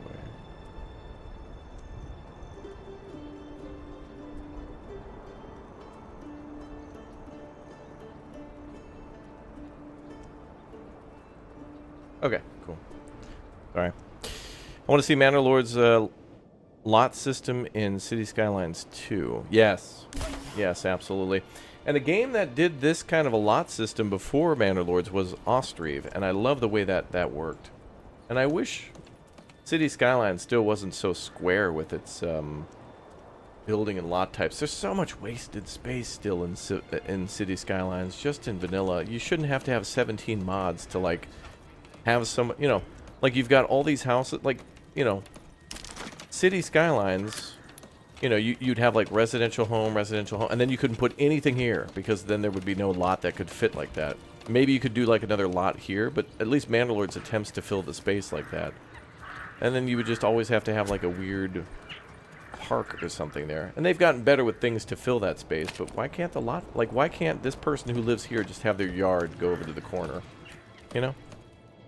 You know, they'll just pay a higher property tax. That's fine. They have more property, so thus they pay a higher tax. How it goes. World War setting would be nice too. You know, Kaiserpunk is a really interesting game. If you like grid-based city builders like Anno and stuff, that game is like Victoria 3 meets like Anno 1800, and you have to prepare for the war effort and stuff. Kaiserpunk is very interesting. We've showcased it on the channel before, but they've kind of gone silent on their development for a little bit, as in like there's like new updates. You know, like we're at the part where there's kind of like we're in the middle of the tunnel. Like there's light at the end of the tunnel, but we're right in the middle before like new updates, that kind of thing. Yeah.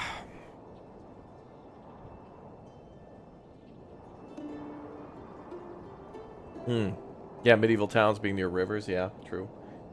And that's another thing that Austrieve has on Manor Lords is more. There's water-based buildings that, you know, there's like the foundry and the mills and stuff on the water. I want Manor Lords to do that too, but Greg's got a list of stuff that he wants to do, and I can wait. I can be patient.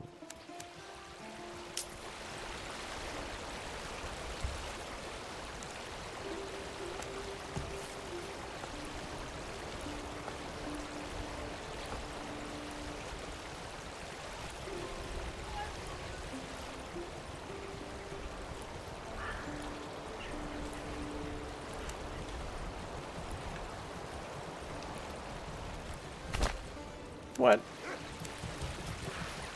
It doesn't show like a river crossing? Wait, where the hell did my road go? Maybe it'll clear after the snow. Maybe this is covered by the snow. Oh yeah, it is. Oh, it's like there's a bigger snowbank near the river. Okay, that's cool. Yeah.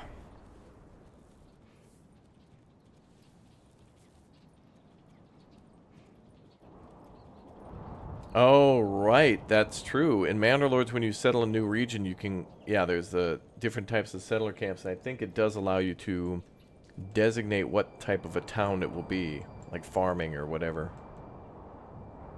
Maybe you'll get specialized buildings that way. I don't know. I kind of want Manor Lords to allow me to build everything, but trust me to choose what's right to build. Like, you know, this says doubles the capacity of all wild berries, but it's like... I feel like this could be something maybe you could spend money on in the... like the foraging buildings that you would have to pay money and materials for to, like, make little gardens and stuff, or something. There already is the herbalist there, but... I don't know. The development point thing is kind of... I wish it were different.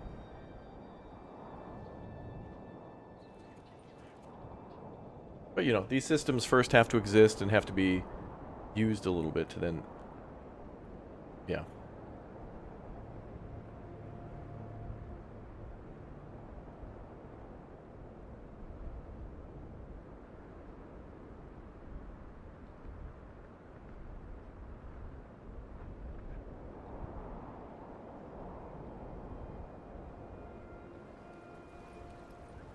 You excited for Foundation's release and may try Austrieve at some point? Yeah. Did we ever play the Beaver City building game? Oh, you mean Timberborn? Yes, Timberborn's very cool. Storing of fresh water for surviving the droughts. Irrigation for farms. Building gargantuan dams. That's a cool... Boberton. That's the Polish name of that game. Bobertown. Yeah, Timberborn's a really cool game.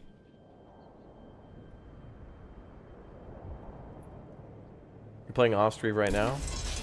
I do love myself some Austrieve. You know what's interesting is I have not played Austrieve since quite a bit before Manor Lords came out, and now after playing Manor Lords a lot, I wonder if because in Austrieve I would always just make gridiron cities, and I do that here too in Manor Lords just because I think the tier 2 buildings look a little nicer on these like gridiron streets with 90 degrees. But in Austrieve, I want to get the hell away from building that. I want my Austrieve cities to look more like this and less like that, you know? You want to get more people in the city? If you're trying to get more people in the city, look at this up here where it says approval. and it'll tell you the things you need to do to just remove the negatives and build a church, and those are the two greatest ways to do that. Things like adding more food for variety. People will be happier if they have more different food to eat and more different clothing to buy.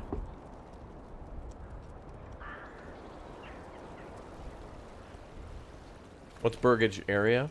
I mean, that could either refer to like building more homes with Burgage plots or larger fields.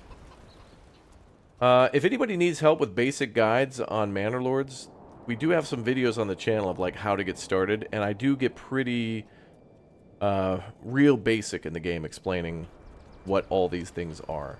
So definitely check our YouTube channel, and we explain everything as to like what a Burgage plot is and what it's used for and what different things it can do and how it can be upgraded. And some Burgage plots, like I build, usually now when I build my Burgage plots in this game, I plan for them to always be like like these ones will probably always be level 1 just making food. And then these ones, they have to start level 1, but eventually we'll upgrade these to level 2 and 3. You know, level 3 to increase our population and to complete some of the settlement level goals. And then 2 mostly for the tax dollars that they can bring in, which I think 3 brings in even more tax, isn't that right, than 2? And then also more population, and also it looks nicer for variety. There's a few reasons why. Oh good, we can finally upgrade more homes. Let's do it.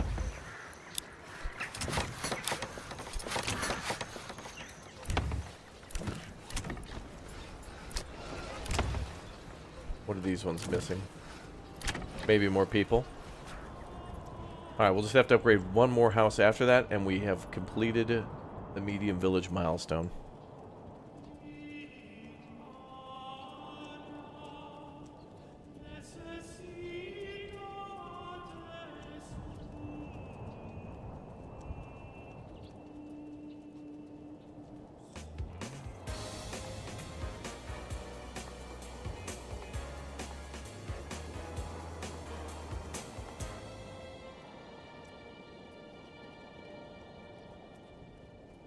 Maurice! This stream is brought to you by Burgage Burgers. Tasty. Thank you, dude.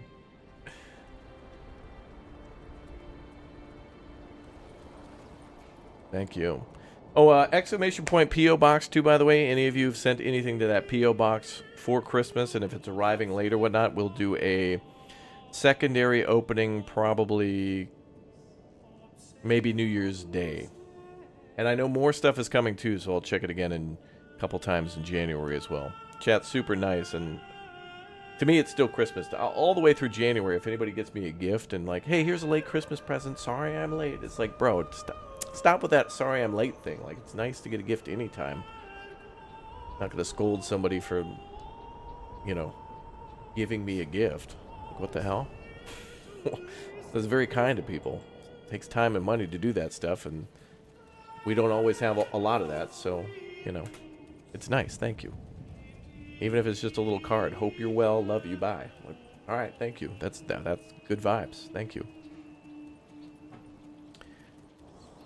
Any words on if Manor Lords could get a Mac client?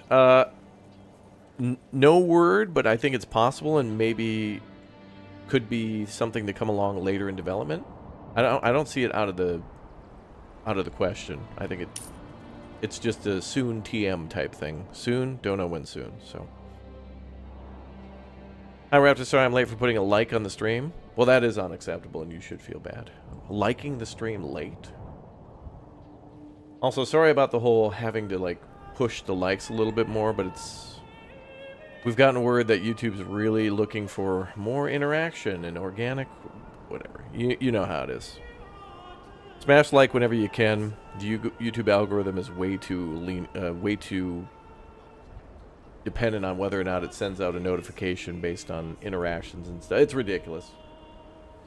A view used to be an interaction. Now you guys got to do 17 things to know if a video is up. Sorry. This is the way it is.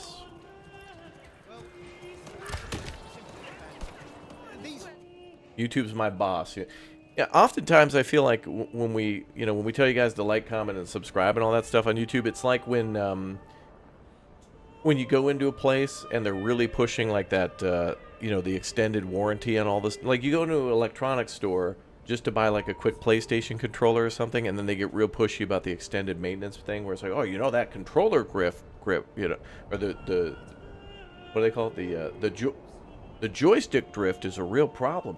For just $299, we'll support you for another 25,000 years. We can mega extend the warranty, and it's like, I just want the controller. But their managers are telling them they've got to push the extended warranty thing. They got to push the gift cards. They got to put, they can't just be informative and sell you a product. They have to do the extra dance on the side, and that's what this is. And I'm sorry. I'm really sorry. It's so stupid.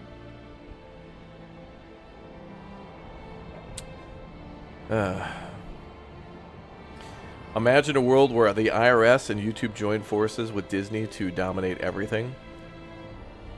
Have you guys ever seen the beginning of that Sonic anime series? It's like it's not like Sonic the Hedgehog one, but it's the one where Dr. Robotnik actually wins or whatever and takes over all of whatever the hell they call Earth in the Sonic series. That's what I picture.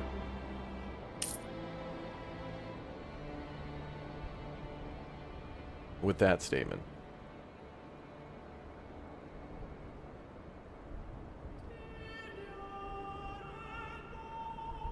It's annoying to be that employee too. Yeah, I hate the whole reminding to follow, reminding to sub. I often don't like doing it. It is very effective though in reminding people to do that. So I like to be helpful in the reminders, but I don't want it to be.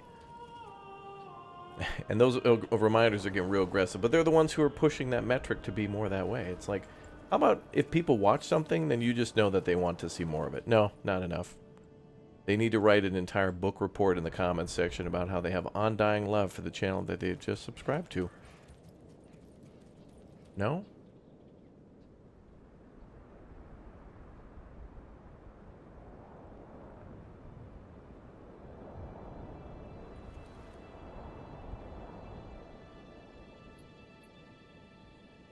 Okay, we got 4 free people.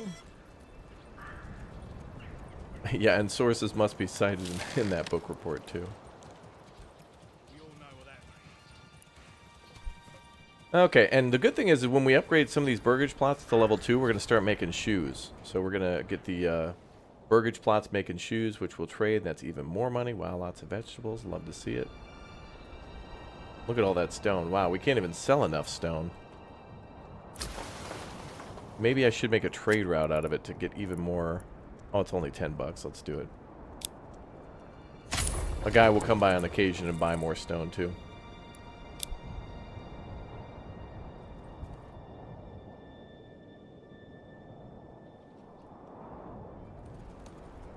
And a lot of the times, viewers don't even know how often this changes. Like, after a stream is over, like, over on the left side, you can see all of chat. People in the Twitch chat, people in the YouTube chat, chatting away the whole time. And then after a stream, the stream's over, and for the most part, the conversation's over, too, because people who wanted to, like, comment on stuff are doing so live.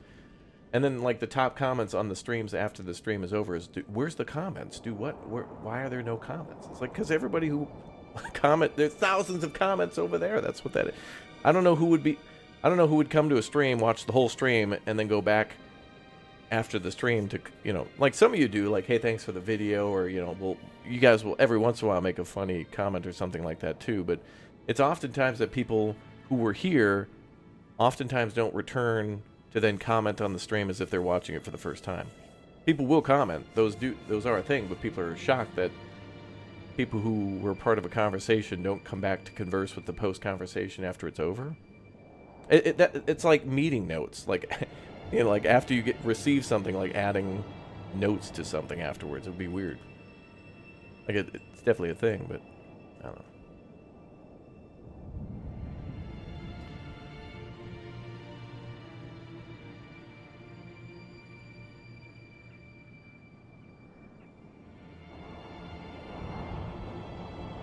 I don't know. I love writing about how superb your channel is. Yeah, some of you guys are nice too for that. I'm not saying, Usually no means low. Like, you know, when people say no comments, they probably mean low too. But then people will, statisticians will come in with the whole, why is this number this? Like this many, like every once in a while, just to prove a point to myself, I'll go to PewDiePie's channel, to where PewDiePie has 110 million subscribers, and he'll post a video every once in a while. Great videos with like him and his son or something like that hanging out in Japan, and they'll get 1-2 million views. And it's like, well, where's the 109 other million people? Well, just because they sub to him doesn't mean they've sworn undying loyalty to him and will watch everything he makes. They swing by every once in a while when they have time. Is his channel dying? No. But according to what people say, he's a dead and failed YouTuber that failed. Like, what the hell?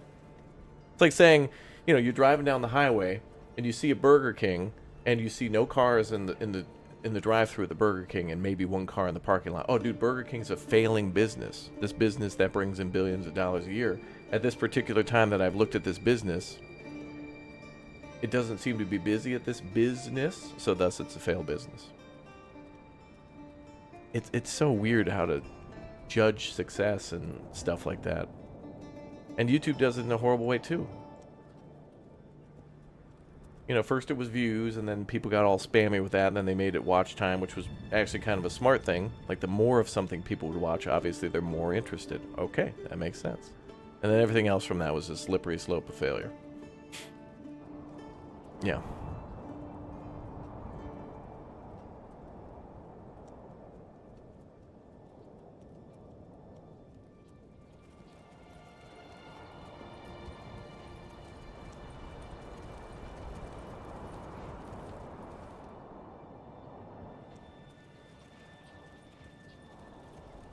Yeah.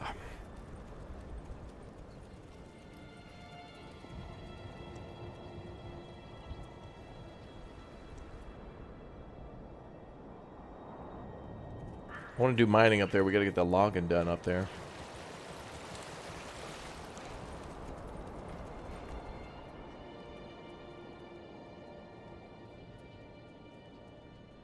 And I want more unassigned people to guide the oxen around. So I think we're pretty good now.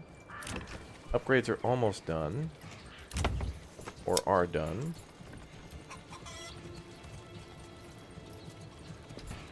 Let's make some shoes here. And then I think I want that other Burgage plot to do...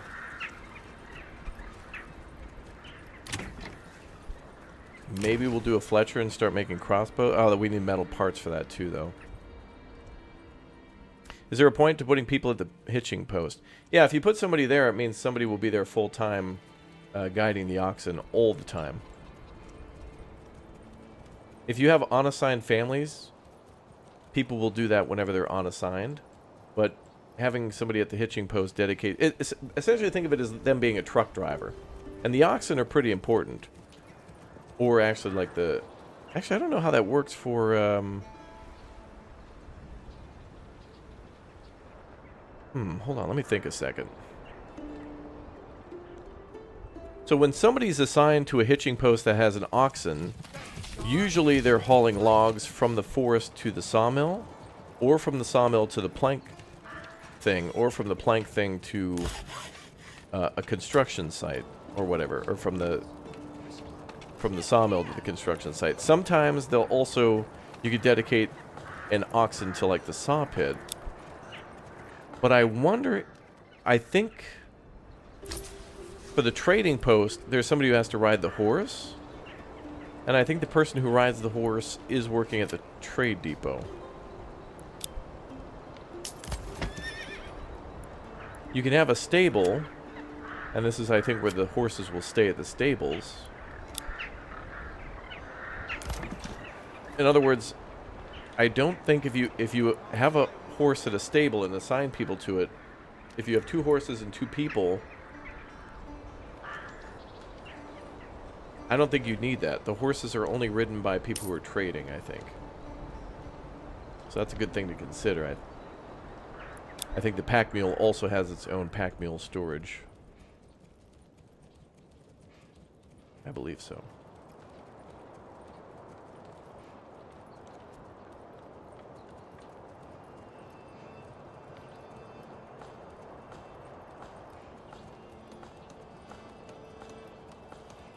deaf from all that hammering.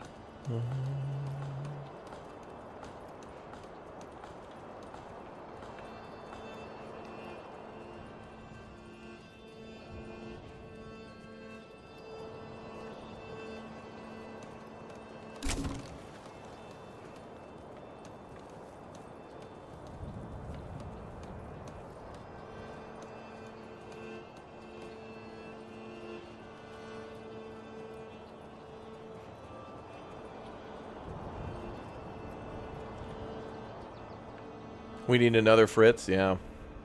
Alright, well, we survived another winter. I wonder if the bandits will attack.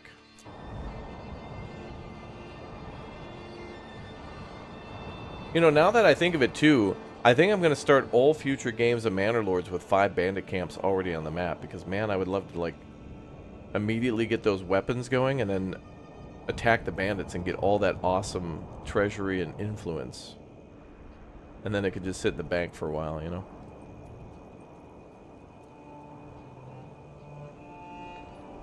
Well, yeah, I don't ever put people at the hitching post because I always just try to keep one unassigned family, and that always just seems to keep things going for the oxen. The more people you have unassigned, that's faster construction because more people working on construction. Sometimes also things have to be brought over by hand. So things like planks and stone, if you're building a manor or the church, those things have to be brought over by hand, so the oxen don't really have anything to do with that. So they just, whatever construction needs to be done, they'll just take care of.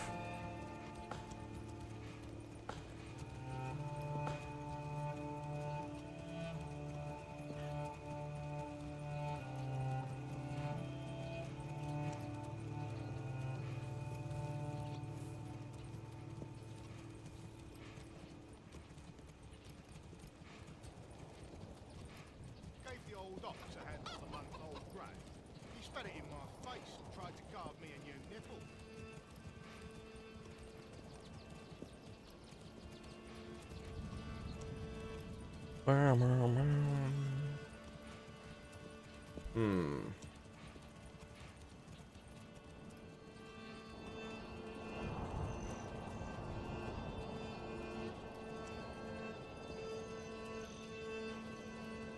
Raptor, I asked a Czech friend of mine about Shvichkova.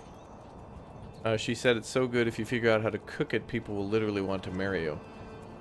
Yeah, it's like a heavy cream. It's like beef tenderloin with heavy cream. It's basically flooded with heavy cream, like a deep plate with cream all around it, and it's served with like bread and I think maybe some sort of a berry sauce. And I can't remember if I had it with potato or not, but it was my first meal I had in the Czech Republic with a nice beer, Urquell. It was nice. But, I don't know, some of the soups and things I had are just like, oh. And it was cold out, so you know how it is when it's chilly out and you're having a soup. Soup is kind of, and stews just have an extra wow factor when it's a little colder.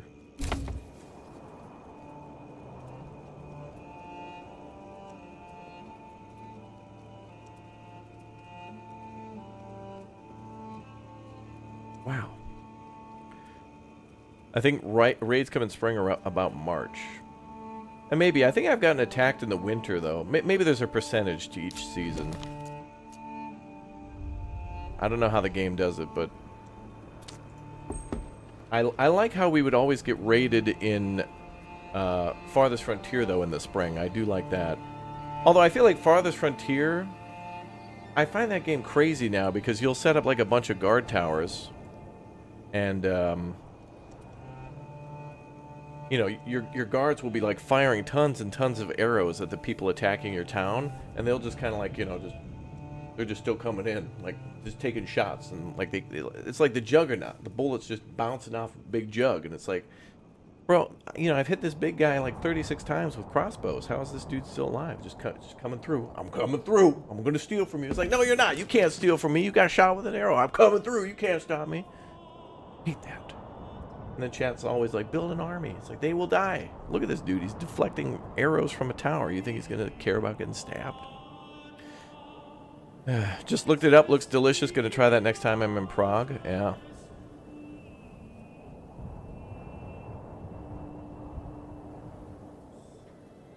Oh, the sauce is made from carrots. Ah, it's really nice. Well, also, what's the other thing I liked? I forget the name of it, but there's something else that's like a pork knee. I had it in like a medieval tavern. It was so cool. I found this place, and they were full the night that I went there, and I'm like, I'm coming back here tomorrow for lunch. And then I went there, and they were not as full. It was amazing. Amazing. Plot armor. Yeah, maybe those invading bandits have plot armor. Perhaps. Perhaps.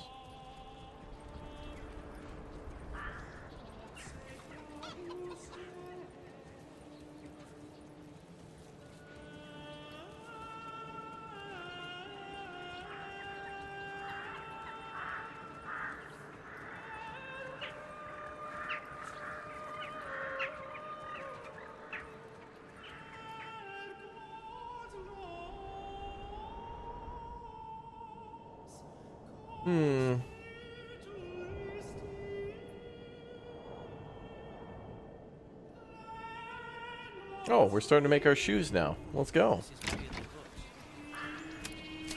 Oh, and let's set a limit for that too. Let's set a limit for 30. 30, yeah, that seems fine. And then we'll sell 15. Hey, Buzzard, thanks for the raid. Welcome to you and your viewers. Welcome. Okay, let's trade some, oh my god, shoes. Oh my god, shoes. Let's trade some shoes. Oh, it's got their commodities. I really want to make more candles in this game, too.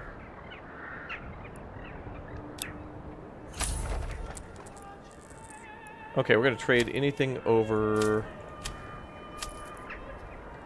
15. A B raid is incoming. That's cool. I need some bees. I wanted to make some candles. That's cool. What do we got here? Oh, the log. Yeah, logging camp's full. That's fine. Actually, we could put somebody else on making. Nope. We don't need any more firewood. Could do somebody on meat though.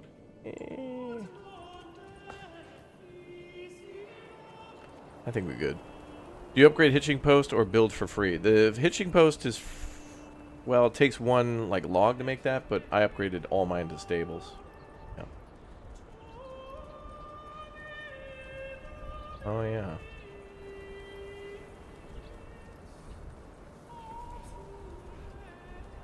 Golonka is the pork knee. That was nice, too. Yeah, we're going to be making some Uggs at the shoe store. Okay, so I don't want to do the... Well, actually, we could make the Bowyer's Workshop and then make war bows first. So let's do that. We'll make the war bows, then we'll upgrade to... Can we actually import metal parts? I'm pretty sure. I think that's under commodity? Crafting. Ah, there it is, yeah. Oh, wow. We'd have to pay 162 for iron parts. And then we can make crossbow out of that. But I need to import iron. This map doesn't have any iron at all. And we can import iron ore for 13. Whew. Iron slabs for 14. I think I'd just rather import the ore. We save $1. $1. These shoes rule. These shoes suck.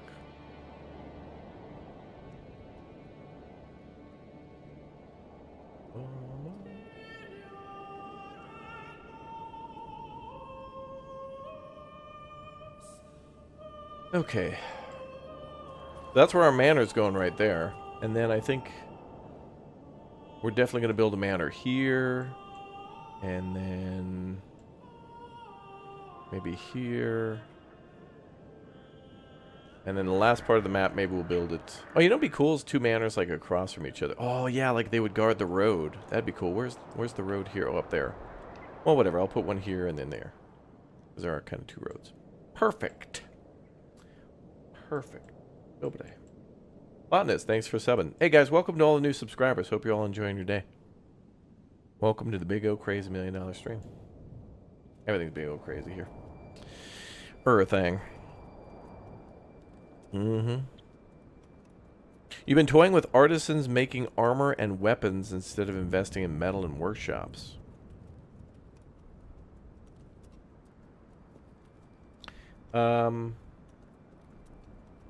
Well, you still have to have that metal maker, right? Like, you still have to have somebody to smelt the metal, I think. I don't know. You know what? Wait, why am I hearing sheep?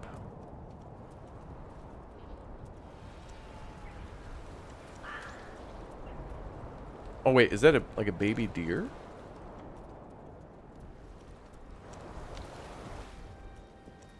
We don't have any sheep on the map. Why am I hearing sheep? Oh, wait, was that the goats? They make a different noise. That was more of a bleat from a sheep than a bloat from a goat. Emma! Hey, Emma. Emma, do.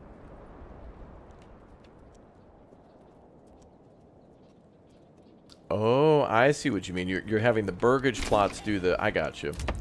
So you're having the Burgage plots work the blacksmith, rather than the blacksmith building doing it. Oh, okay. I see. Because this... Come on, laddie, come on. Let's see here. Let's compare those.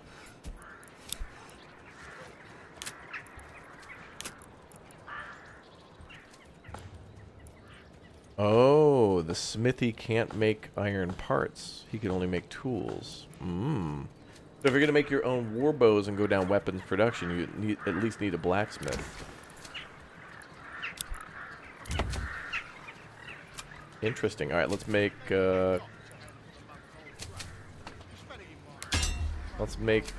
war bows, and we'll make a maximum of let's do 36, and then I'll be able to...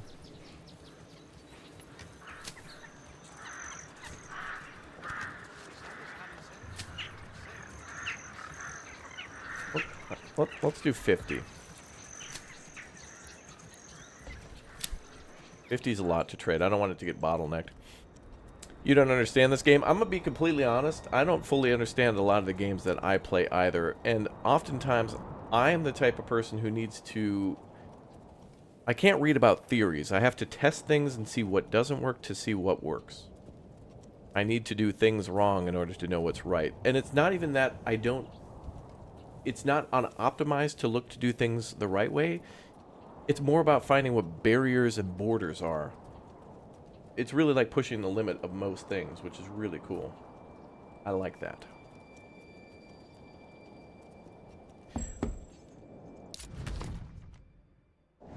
So in order to find out what I can do, I have to figure out what I can't do. On the other hand, I know that I'm not going to, like, get in a sports car and do 100 to know that I can do 100.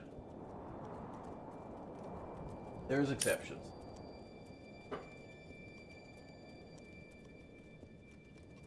Sometimes it's not... Sometimes doing things more optimally might not always be the best case. Like, for example, charcoal's better than firewood, but I also don't want to spend a development point on that.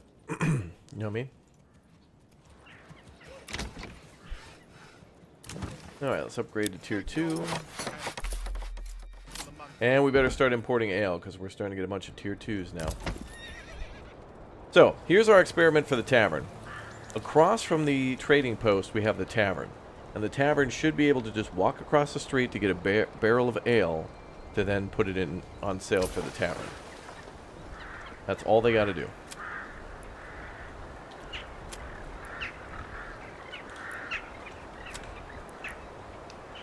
So import, and I'm going to be crazy on this one. I'm going to import 50.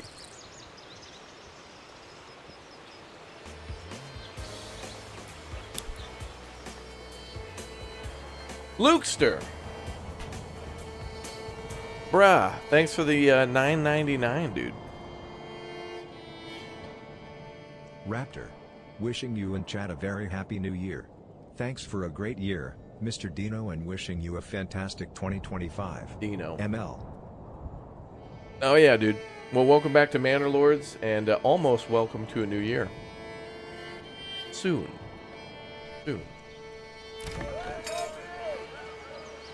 Okay, I'm not going to put anybody in the tavern to work yet until we stock up a lot more ale. I don't trust that tavern at all. Also, let's quick mine all that stone and get that out of there. Thank you, dude, for the 10 bucks. Appreciate it. Thank you, yeah. Dino, yeah. Dino McDino, that's my name.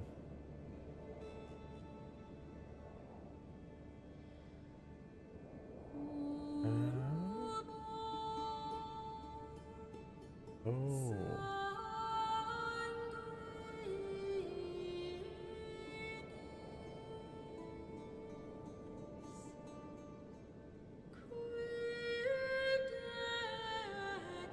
Okay.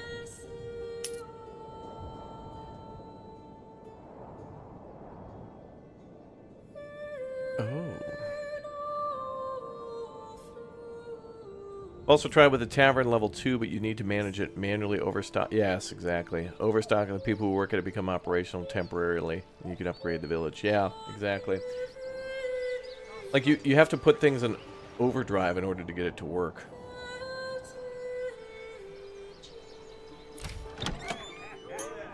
I mean, this is Todd Howard right now. All of this just works. But it doesn't. Like, a small tavern with one person working at it, or one family, should be able to take care of, like, 3 or 4... Well, hell, in actuality, it should be, like, 20 houses or something. Or 15.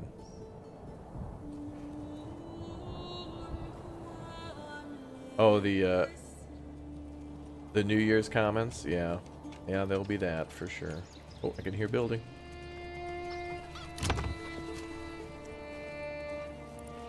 I don't know what we'll, do for that one once it's upgraded. Okay, let's do a...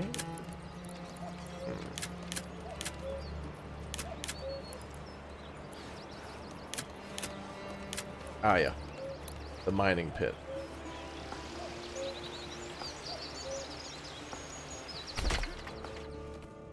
We'll make a road there later.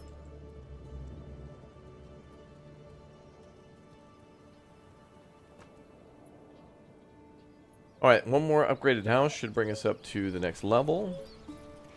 Will be a large village next. I don't know what that be.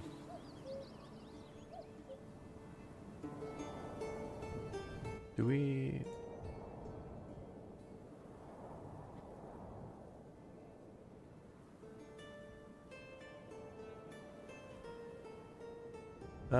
hold on, let's mix this around. Hold on.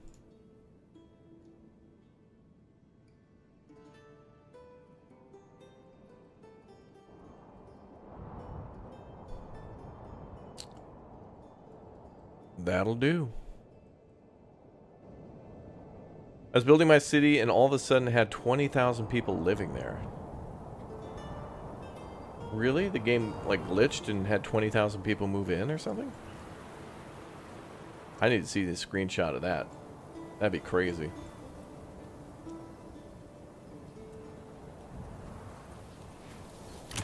Are they not able to make shoes?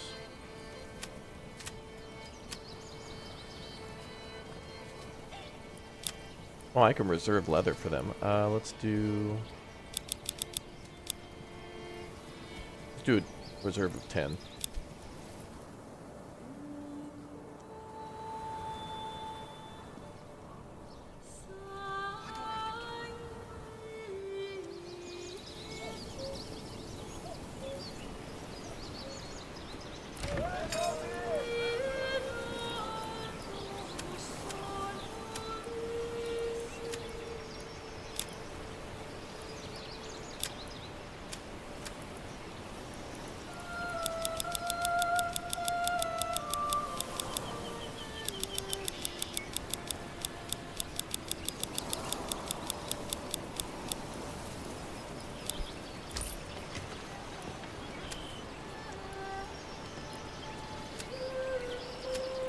Okay, let's see if we're importing ale. We are, okay. Yeah.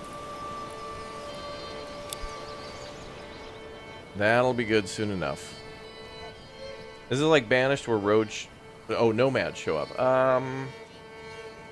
No, people just move in off map and that's it, one at a time. It's more like Farthest Frontier that way, although even Farthest Frontier people show up more than one at a time. Also, there's no... It doesn't look like there's childbirth, where then children will eventually grow up and move out. So I'm not sure about that. If that'll change in the future.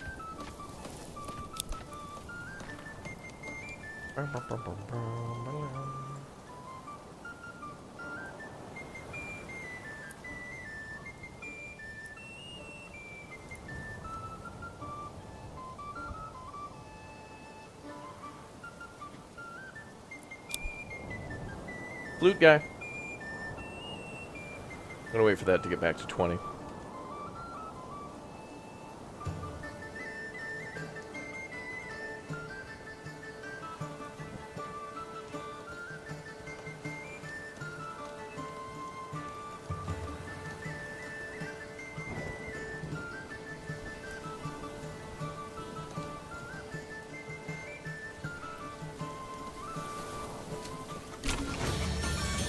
Yeah. Alright, we got a new dev point for Switchkova. But, yeah, I don't know. We're not going to do charcoal burning or deep mining. Probably not going to do basic armor making. Probably not going to go down economics. So it'll probably be farming.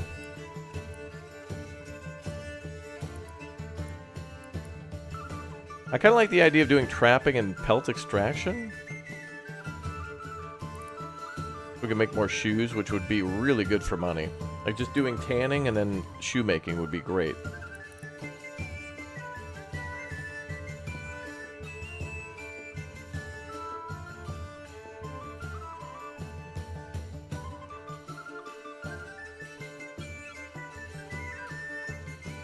But advanced skinning would be really good too. Would increase the amount of meat we get from the backyard extension as well. A fire broke out. Great. Yeah.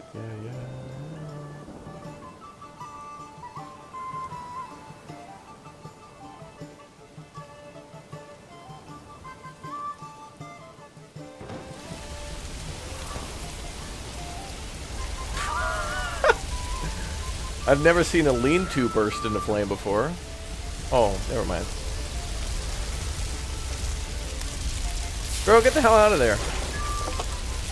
Wait, do they have an outhouse in their house? This family has an in-house outhouse.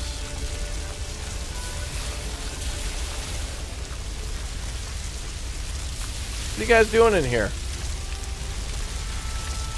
Wow, this family must be rich. They must have indoor plumbing. Oh, God. Get away from it. Oh, I'm out of here. Oh, you guys can run through the wall. I can't. That family must be rich. That'll buff out. Tavern banger.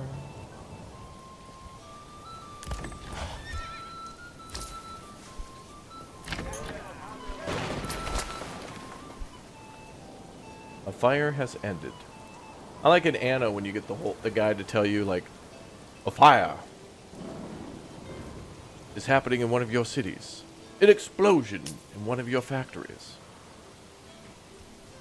So many things that guy says. Where's all the ale, damn it?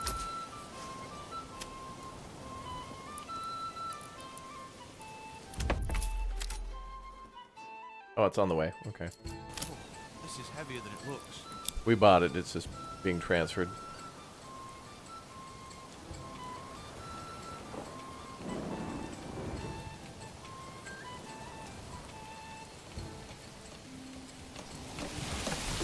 Well, maybe they'll rebuild the house with the outhouse outside now. Like this family.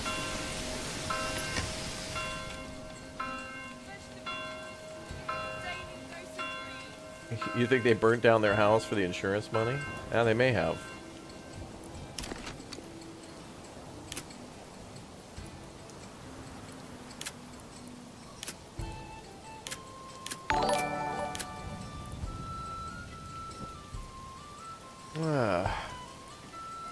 Mountain Moving Joe, thanks for the Twitch Prime sub, dude. Good afternoon, Raptor. How was your Christmas? Really good. It was nice. It always goes by the time before it. You know, it's so fast now. Times have changed, you know?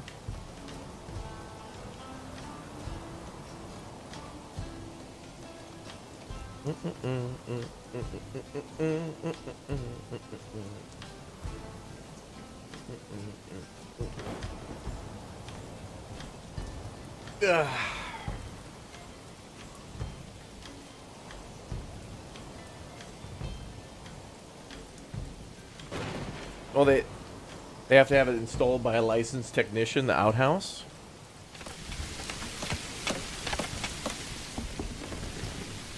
Well, that house is going to be a lot smaller now. Well, that sucks. I guess their idea now is after their house got hit by lightning, they think, okay, if we build a smaller house, there's less area in which the lightning could hit. Somehow that works out. I love that part of the song, dude.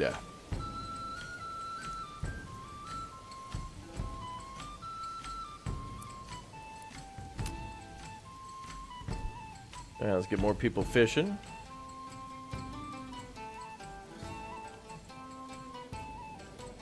Sell more of that overflow. Okay, so now we need 7 tier 2 Burgage plots. I guess Rain, I think his wife will get out of bed. Says her head to screaming all the time.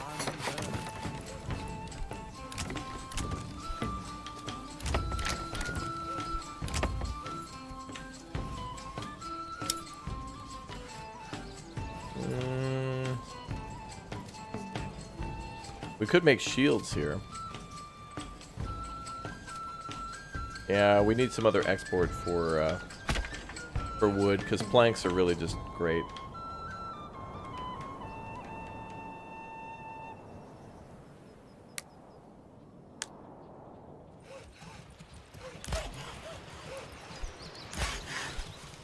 And I'm going to need more people at that sawmill. We're almost ready to build the market. I mean the manor.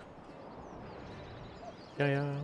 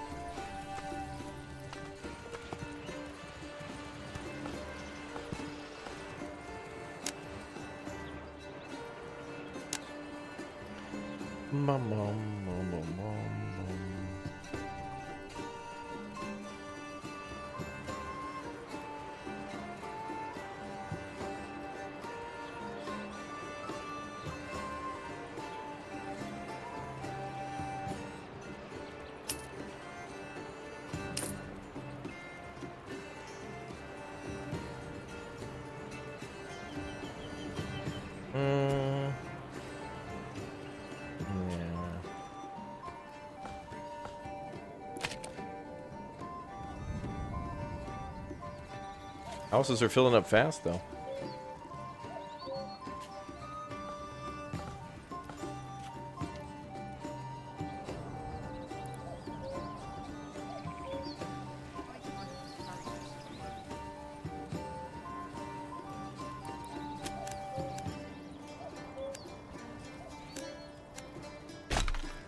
This is heavier than it looks.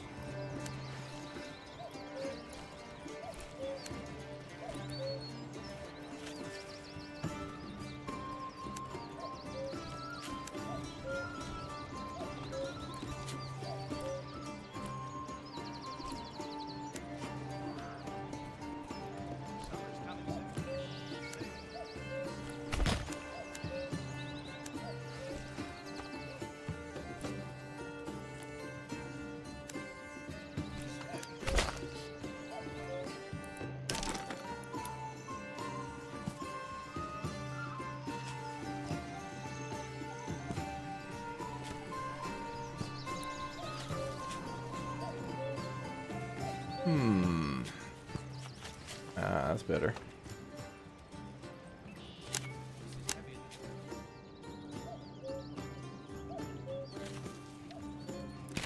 Doing some leaf raking on the side while watching. Oh, damn. Leaves in almost in January?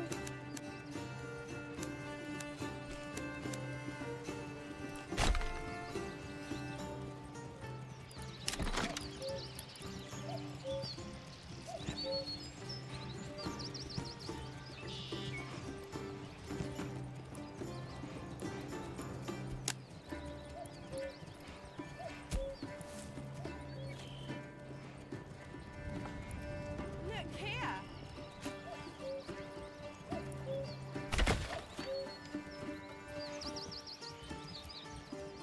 So many new homes, so many house upgrades. It's good times. Very good times.